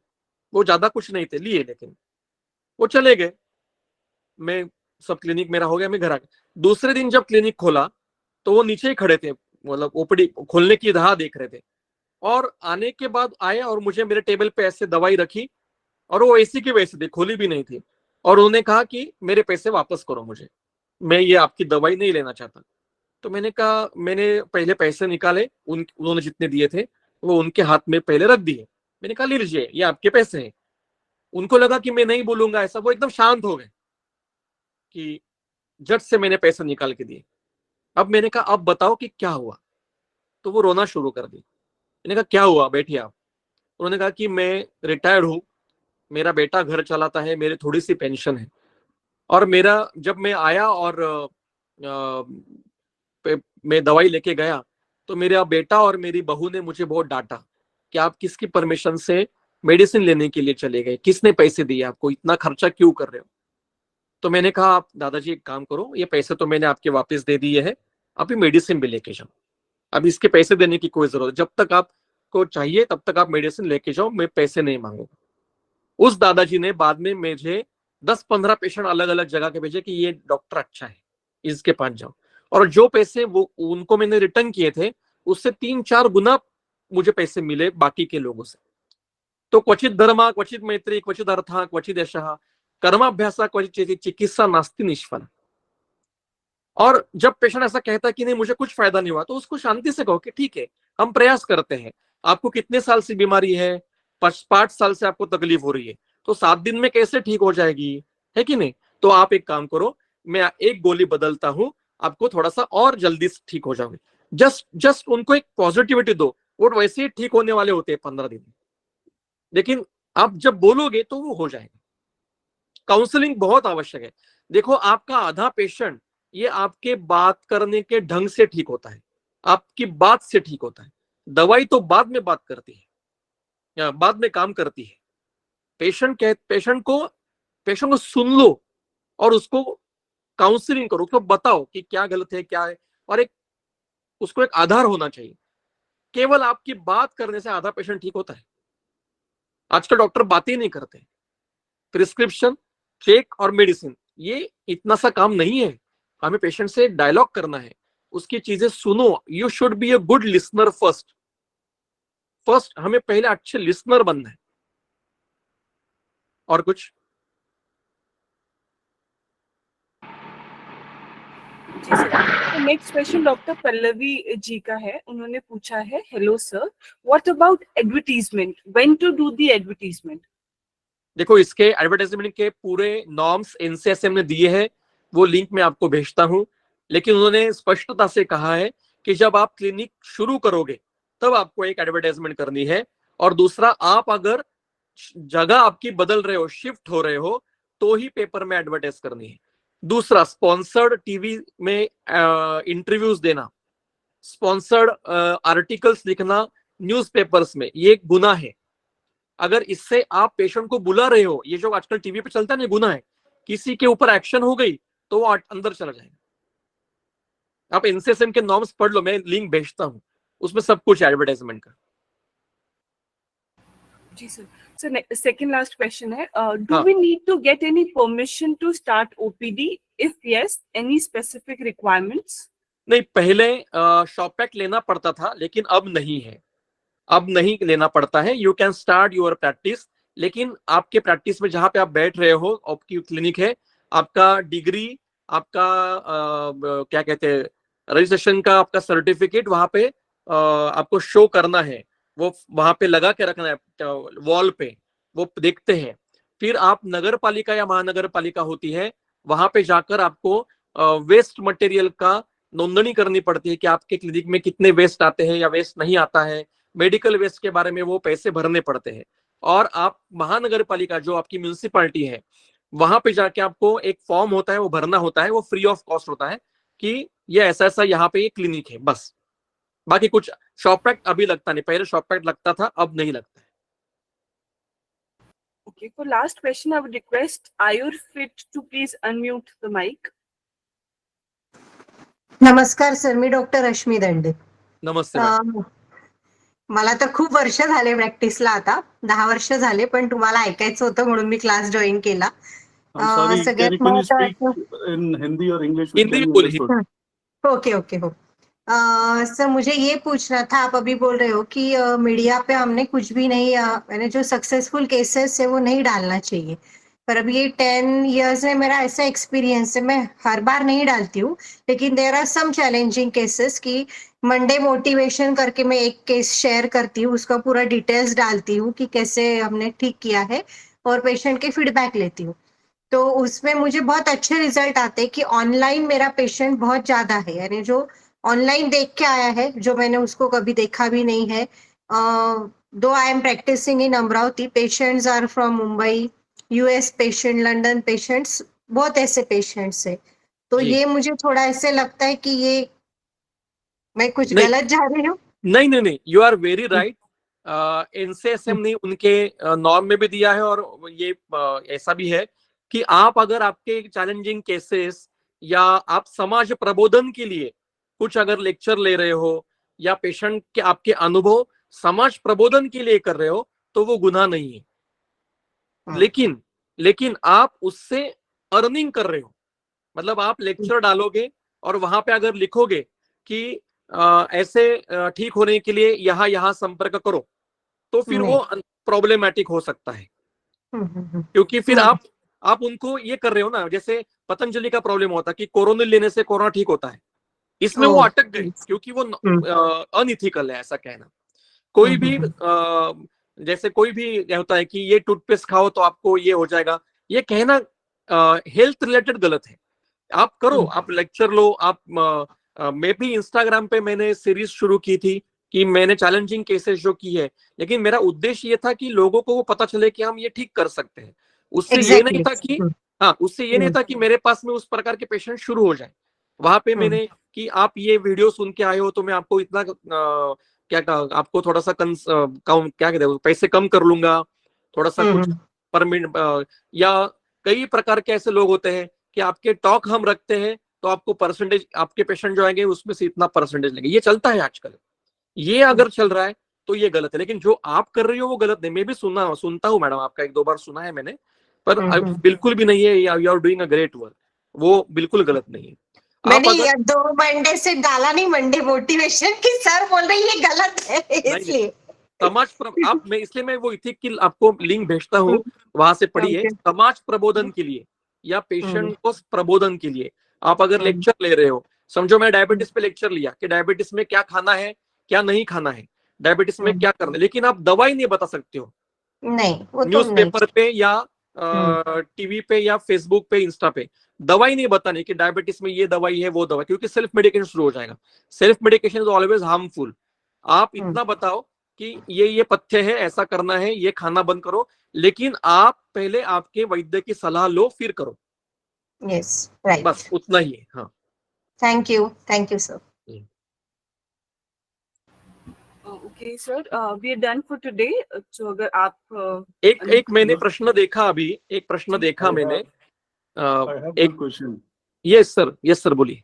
सर कोविड के समय में तो ये बड़ा एक कॉमन नॉर्म था, online consultation, it was accepted. लेकिन अभी रिसेंटली मैंने कहीं न्यूज़पेपर में देखा कि शायद किसी डॉक्टर के खिलाफ कुछ कोर्ट के अंदर डिसीजन हुआ है because he was giving consultation online. तो अभी का कुछ स्टेटस क्लियर है कि whether online consultation is okay और not? Any view on that? Very very good question. मैं इस पे ऊपर मैंने अवॉइड किया था बोलना, लेकिन मुझे एक्चुअली प्लान में था बोलना, लेकिन मैंने थोड़ा सा कहा कि बाद में बोलूंगा, लेकिन आपने अच्छा हुआ निकाला है। मैं मेरा पर्सनल बताता हूँ, मेरे पर्सनल में क्या सोचता हूँ। I am against online consultation. मैं हमेशा कहता हूँ कि मैं प्रत्यक्ष रुग्ण देखूंगा तो ही मैं निदान कर सकता हूँ और तो ही मैं चिकित्सा कर सकता हूँ।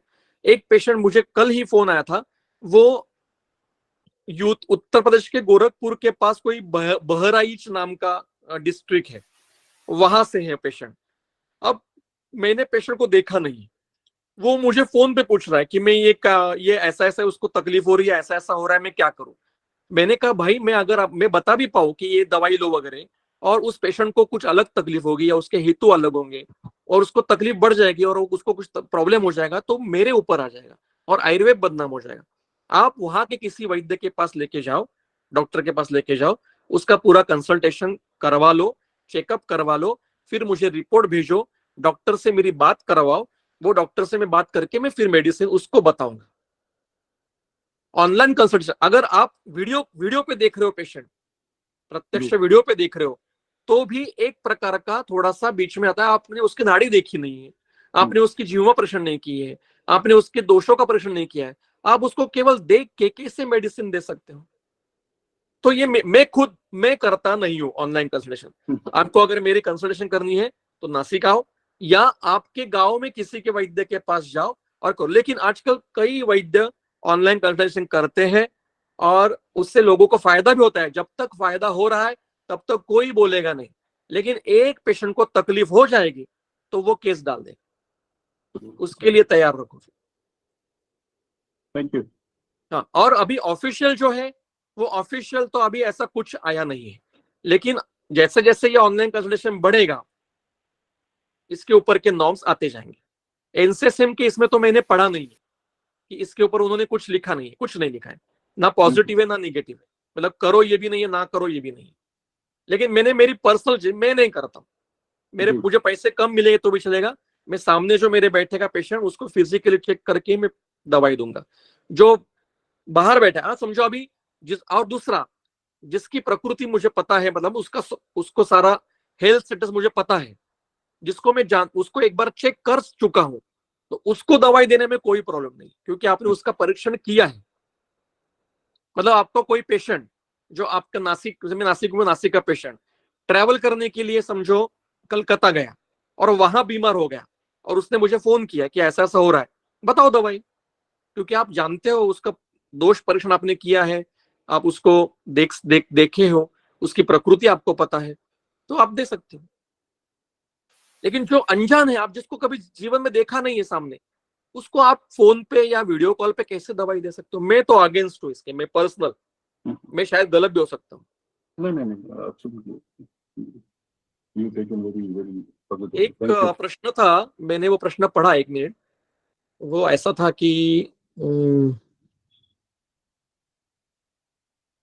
yes, in our clinic it is mandatory to display our degree certificate and other, yes, not achievements, only degree certificate and आपका रजिस्ट्रेशन, यही आपको डिस्प्ले करना है।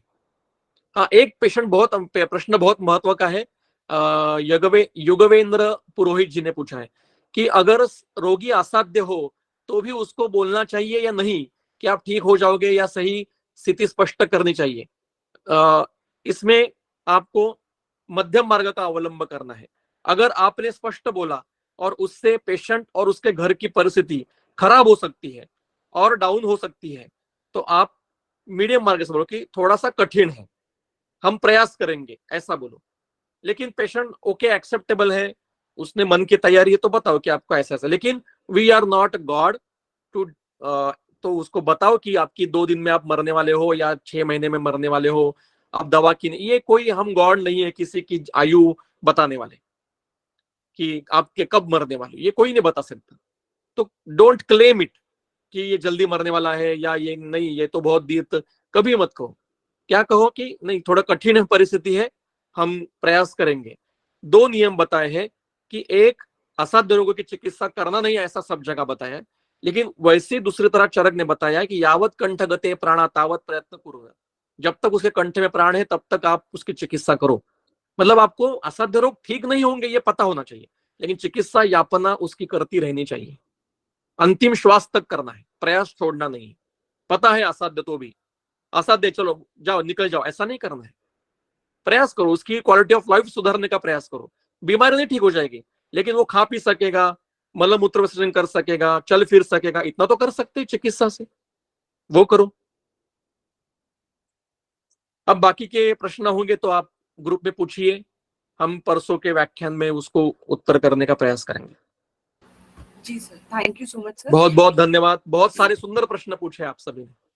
एक इंफॉर्मेशन शेयर करनी थी मुझे कि हफ्ते में सिर्फ 4 ही दिन सेशन रहेगा। आज फर्स्ट क्लास थी इसीलिए मंडे को हुआ, else Tuesday, Wednesday, Thursday, Friday, ये 4 दिन ही रहेगा। Thank you sir. तो अभी हम परसों बुधवार को मिलेंगे, वेडनेसडे को मिलेंगे जी जी और सर। पहला लेक्चर होगा कि निदान पद्धति क्या होती है, ये लेक्चर होगा। अगला जी सर, या thank you, जो विषय शेयर किया आपने उसमें से जाएंगे, क्रम से जाएंगे। जी जी सर। चलिए, धन्यवाद, बहुत बहुत धन्यवाद।